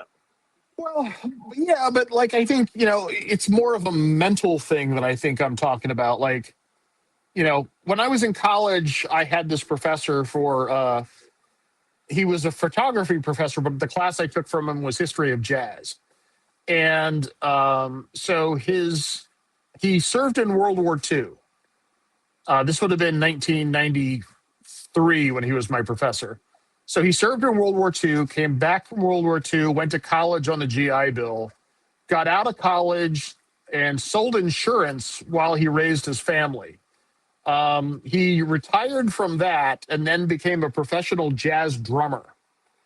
And then the last gig he played as a drummer was at Jimmy Carter's inauguration, and retired because arthritis was affecting his playing.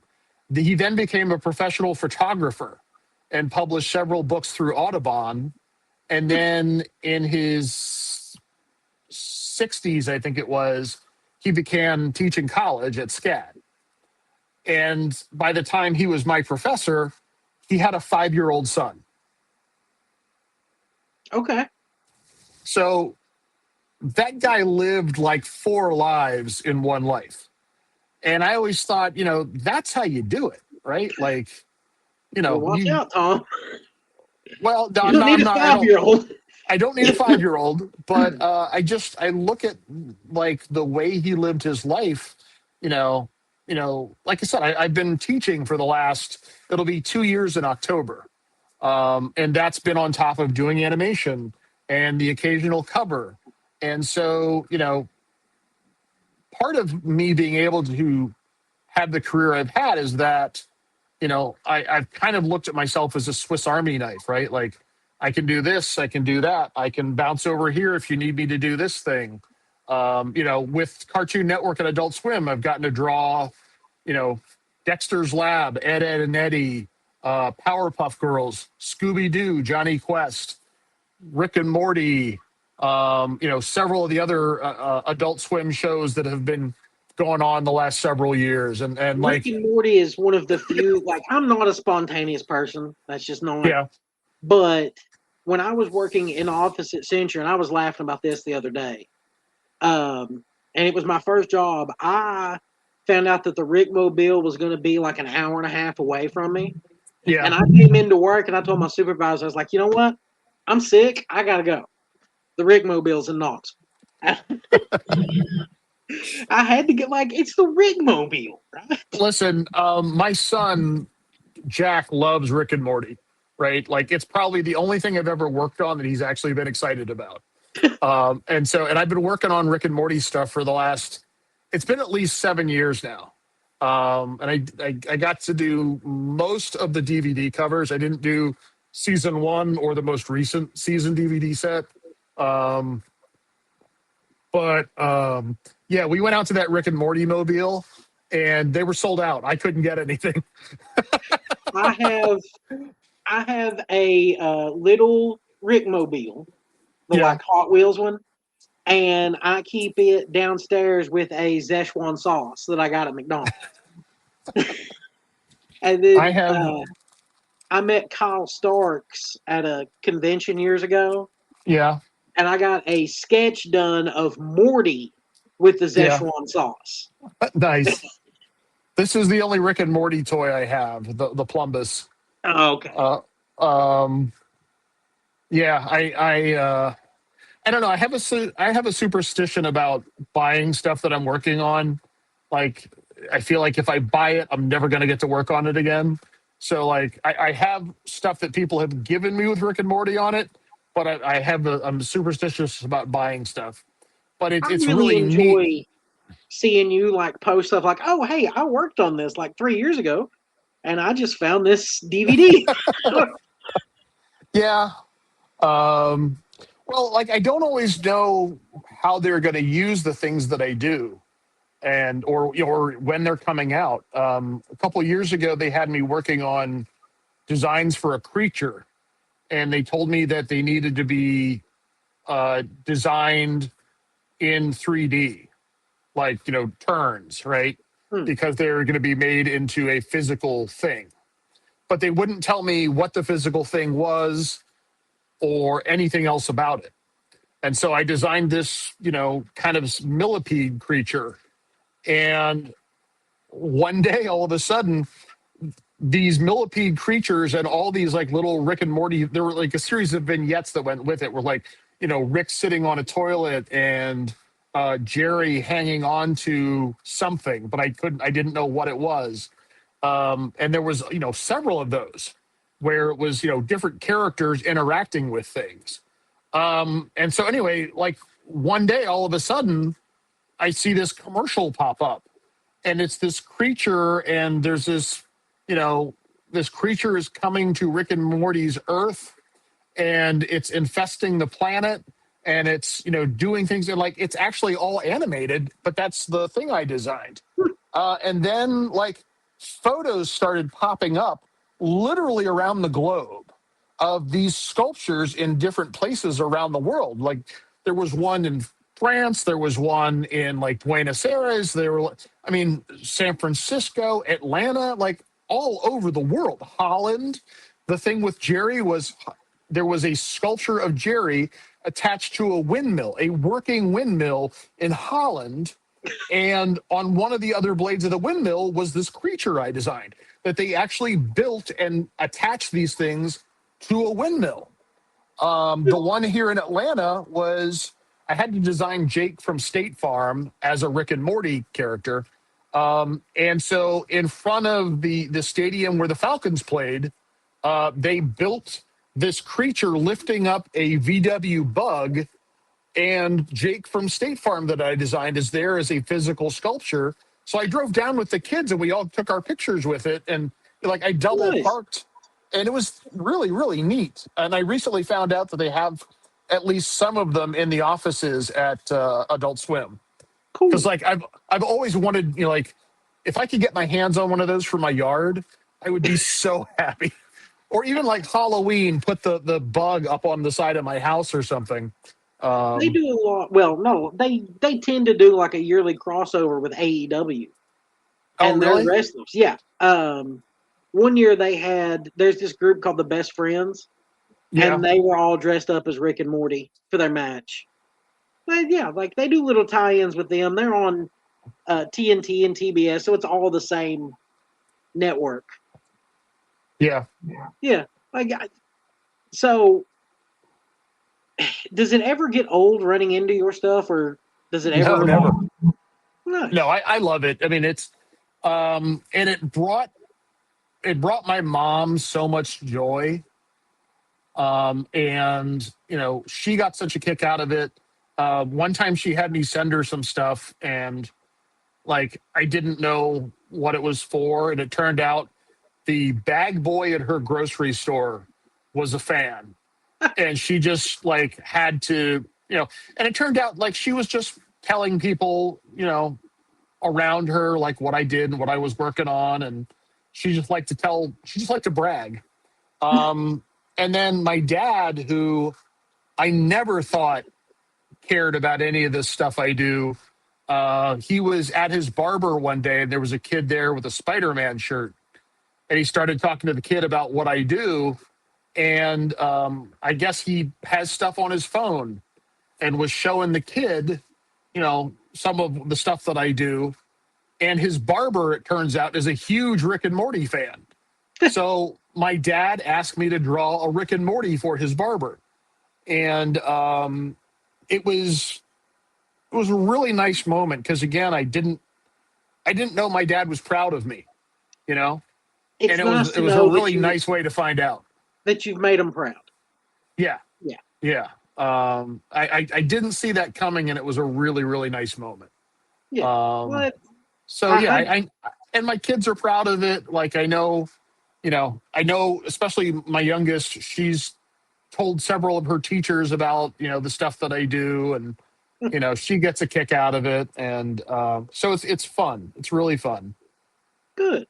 I know we've been friends for years. We've talked through the ups and downs of life. I'm glad to see that it's at an up. That's my big thing with this show is I want to share my friends and their stories to have the memories, like for us to be able to catch up. That's the other thing. Yeah. It's been too long. Yeah, like I made it to Atlanta. We took my stepdaughter down to see 21 Pilots. Okay. Years ago. And that's the last time that I was down there. Somewhere I still have a T-shirt of your brothers. I don't know if I find it. Like it was The from Vortex. yeah, that's it. The Vortex. We went out for burgers, and I have a T-shirt somewhere, but I have no idea where it is right now. Was I supposed to mail that? I'm terrible about mailing stuff. Yeah, you were I'm supposed sorry. to mail it. Dude, I've hit you up like 14 times for a sketch at this Oh, point. you have to remind me of You, stuff. I'm terrible at it. what was it? You did a Hawkeye one for me Uh-huh. at a show, and then you were like, because I had posted, and you were like, don't fucking post that. That was shit. I did that in like 5 minutes, Aaron. Oh, okay. Yeah, Yeah. Yeah, sometimes people used to do that to me. They'd like come up to they'd come up to me at a show and they'd be like, real quick, just like do a quick head sketch with a Sharpie, and I'd post it, and then like I'd see it online. It was like, you got to post it. You asked me to draw that in like 5 minutes. You can't put yeah. that up against like, here's this thing that guy spent like an hour on. Here's your 5-minute piece of shit. And then it makes it look like I suck. Well, I get it. I really like the obviously the Cobra stuff you did. All the Thank you. GI Joe Cobras. Those were the ones that I was like, hell yeah. But Hawkeye, I got it was one of your sketchbooks, and I was Yeah. like, you do me a, and it was like the last day of the show. We were all getting ready to head out. It was just a matter of I didn't have anything that you had done at the time, and aside for the GI Joe prints, because those Yeah. things, I will always. I swear, I did not know that you had the Trouble one. Yeah. That you had done that until this week when I was looking up, because I have the Fight and Freedom ones. Yeah. And I didn't know that you had made the Trouble one. I don't remember. I must not have done too many of them because I don't remember the last time I even had this. So I did my first show, my first big show Yeah. in like 12 years, weekend before last, and had a great time. I was at Heroes Con, which is just an excellent, excellent show. So are you And back on the con market? if I get invited, yeah. I mean, I kind of got to a place where I didn't like going to shows because you would see too many people there with like just the giant booths with 300 prints of stuff they never worked on. And listen, I'm all for fan art. Fan art is fine, but like what bums me out is you shouldn't aspire. I don't think, if you want to make a contribution in comics, make a contribution to comics, right?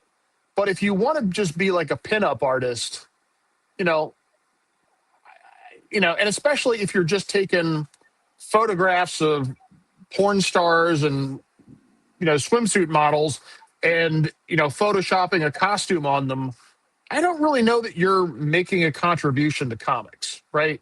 Like, I don't know. Maybe I'm old and Well, being I feel judgy, like but like, maybe that's the difference. And nowadays, it's not just the comics; it's an artist alley. So you've got the pinup artist right there with the comic artist now. yeah, but again, I just have a hard time with the artistry of somebody that's just running a Photoshop filter over a photograph that somebody Well, else took. Which again, I would see that with like, I used to see a ton of Breaking Bad fan art that, again, it was a photograph that somebody would run a Photoshop filter over. And, they might tweak the colors a little bit here and there, and then they'd print it. And what was a bummer was like seeing people artists that I grew up with, whose work I loved, and they're fighting for space and fighting for dollars against these guys who haven't really made a contribution and haven't really put in the work. Like yeah, seeing artists who spent decades contributing to and building the comic book industry. And it was their blood, sweat, and tears and loss of sleep that made it possible for there to be enough comic book fans for somebody to rent out this room so that this guy with his Breaking Bad photographs that he didn't take could sell the stuff that he made off of his printer at home, right? And then Yeah. seeing that guy who's worked and struggled and learned and made an effort, is he might be there to make his rent, or he might be there to make money to pay his blood pressure medicine or whatever it might be. And then seeing this guy with like stacks of 20s because casual fans, back to what I was talking about before, don't know the difference between a Photoshop filter and somebody who's actually understanding and is able to execute a drawing. Right? There was always a couple of artists. What always killed me was the people who like their booths kept getting taller and taller. Yeah, that's exactly the kind I'm talking about. Yeah. Then there was always one that would pop up at Lexington Comic Con and at Fanboy. That it was very, I guess, Photoshop, very cheaply tossed together that just didn't look like anything that had a soul. And I remember those days of people being like, "Why is he here? Why is this here?" Yeah, I was at an estate sale with my daughter, and it was a really nice house, expensive furniture, and all the art on the wall. It was just beige and white and brown and maybe a little bit of like gold. Like, it wasn't art that was about anything. It wasn't art that It was just said there. anything. Well, what it was, and I said to my daughter, like, this is art for people who don't like art. Like, it is art that says nothing other than I need something that matches my couch. It's art for people who don't care about art. It's art for people who don't have an interest in or an opinion on anything other than this just doesn't matter to me. I need something to fill this space. I don't care what it is.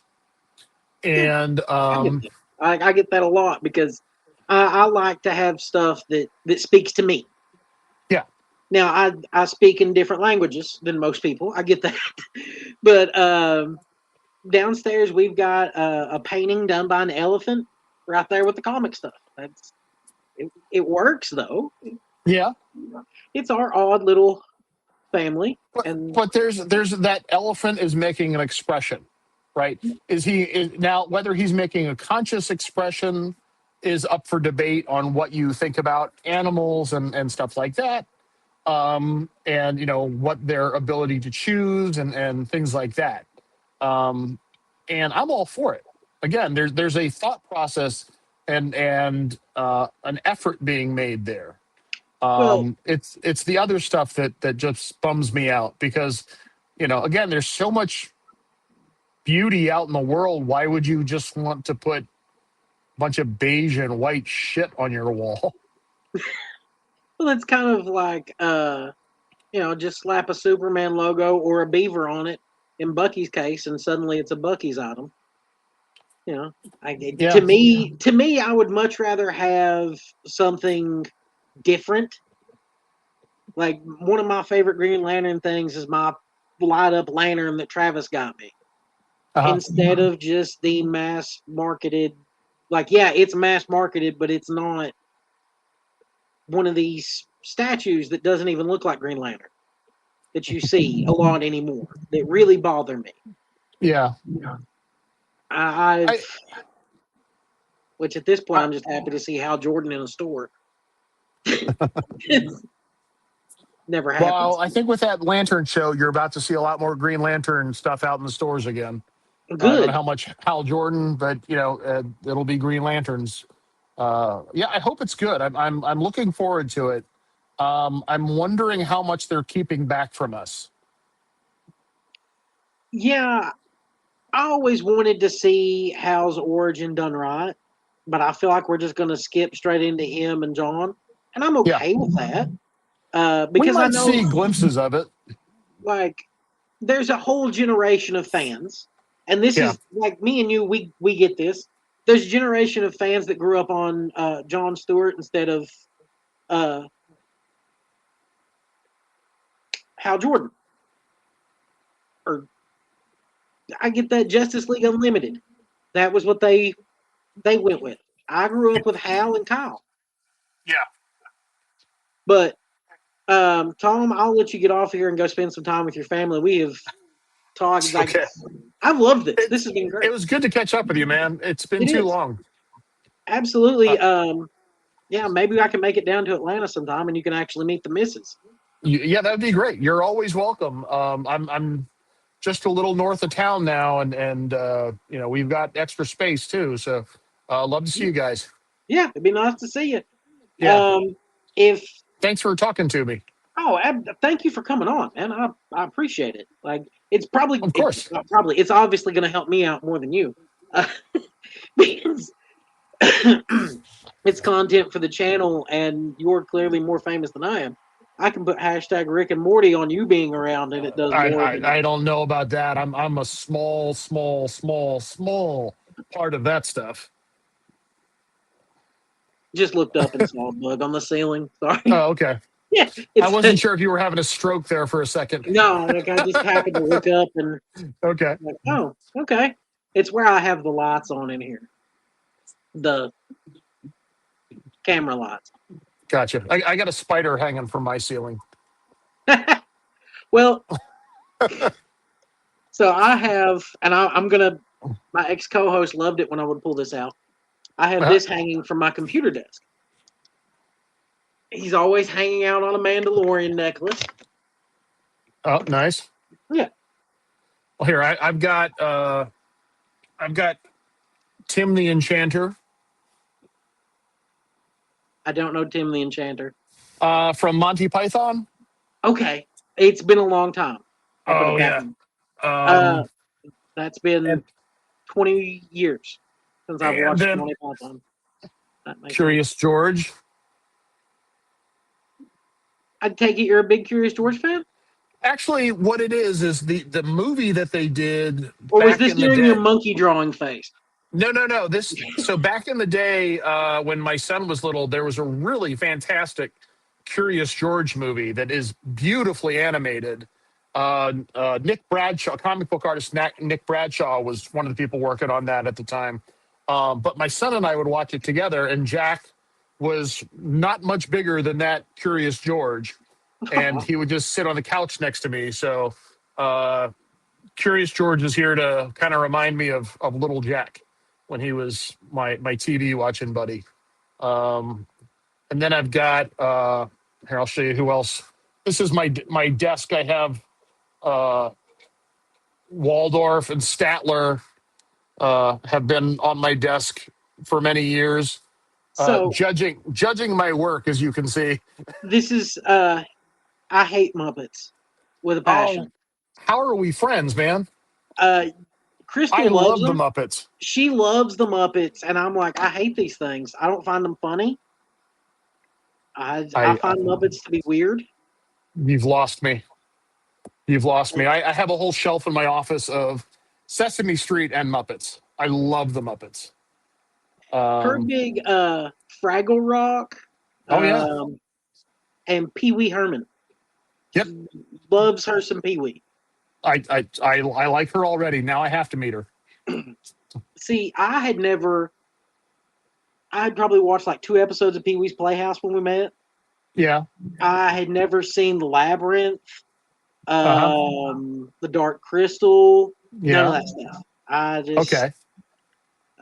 I'll watch The Labyrinth again. But like the Muppet movie, Great Muppet Caper. No? All right. We watch the Muppet Christmas Carol every year. Okay. I've never seen that. But I watch it because I love Christmas movies, and that's one of them she actually likes. Emmett Otter's Jug Band Christmas? Yes. Emmett Otter's Jug Band Christmas, yes. Okay. 100%. That was every Christmas for me, was Emmett Otter's Jug Band Christmas. I probably look forward more to that than maybe any of the Rankin Bass stuff. We watch that, Esther, the long-eared donkey, or whatever its name is. Never heard of it. Yeah, she loves that one. I'm a Frosty man. Okay. Give me Frosty the Snowman. Happy birthday. Love it. Yeah. Well, for us, I don't know, probably the last 12 years has been Elf. Every Christmas Eve, we watch Elf together. And my Kaylee, daughter insists on making hot chocolate that she only drinks half of and then goes to bed before the movie's over. Every time. Cracks me up every time. Because then I end up drinking my hot chocolate and hers. And then I'm just bloated on all this hot chocolate. that is Kaylee's pick is Elf. Mine is Christmas Vacation. Crystal Oh, is Emmett Otter. I saw that in the theater, and I think I was the only person who hated it. I cannot What? stand that movie. I hated it. Oh, Oh, God, I hated that movie. Lord. Yeah, See, sorry. that's Travis loves it. Like we went a few years ago, Yeah, the local theater when movies were dying down. They yeah. had like it in Christmas. They had it playing, and Santa Claus was playing Uh-huh. Christmas Story, and then in the summer they had Jaws. So yeah, Okay. The we kids have loaded up. seen Jaws. When I had a deal with Zoe when she turned 12, that we were going to watch Jaws on the 4th of July. And so now every year since, we watch Jaws together on the 4th of July. Okay. So I'm looking forward to seeing that again in a couple of days. My well, Travis can quote it word for word. Yep. My mom found that out. They went on a cruise a few years ago, and it came on, and mom sends me a message of why in the hell is your brother reading this entire movie as he's watching? It's Jaws. Time to catch the big fish. I'll have to send you a picture of my keychain for my car. It's from it's a Jaws. It's from Quint's boat rental. Um, I've got a shirt for Quince, but Okay. it's not cut the way that I like, so it's just been in the closet ever since. Yeah. Yeah, it happens. That's that plus size life. Some shirts are actually cut. No, you're gonna tell me that's So a 5 and it's a 2. I have a really long torso, so I there's a lot of t-shirts that I buy that just because of the way I'm built, they end up being a belly shirt within a wash or two. So there's t-shirts that I love, but I can't wear them because, they're just too Yeah, damn short for me. I don't dry them in the dryer. I hang them up and dry my shirts Yeah. because of that Yeah. same reason. That's probably what I should do, but I just haven't learned that lesson yet. How old are you now, Tom?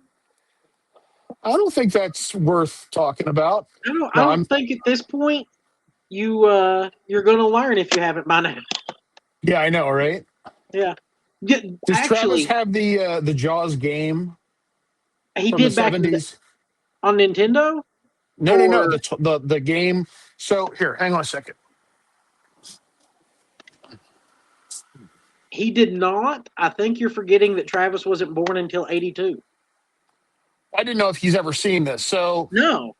this is a Jaws game, and so I don't know if you can see it, but you put rubber bands here, and you would fill this up with a bunch of like little blue parts, and they'd be like a hook or an anchor or a can. Or a license Um, plate. yeah, that kind of stuff.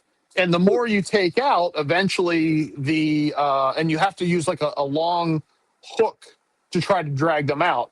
And eventually you take out enough that the weight of what's in the jaw is less than what the rubber bands can take, and the jaw slams shut. And so the game was you had to try to get as many pieces out and not be the person that the jaw slams shut on. Kind of like the old crocodile game. Yes. Yeah. Cool. Yeah. So Nice. yeah, you should look. They actually did a new version of it. You should show that to Travis because they resculpted the shark and it looks great. I'll send you a link to it after this. All right. Yeah. All right. Well, I appreciate it. And if Of anybody course. else Thanks for asking.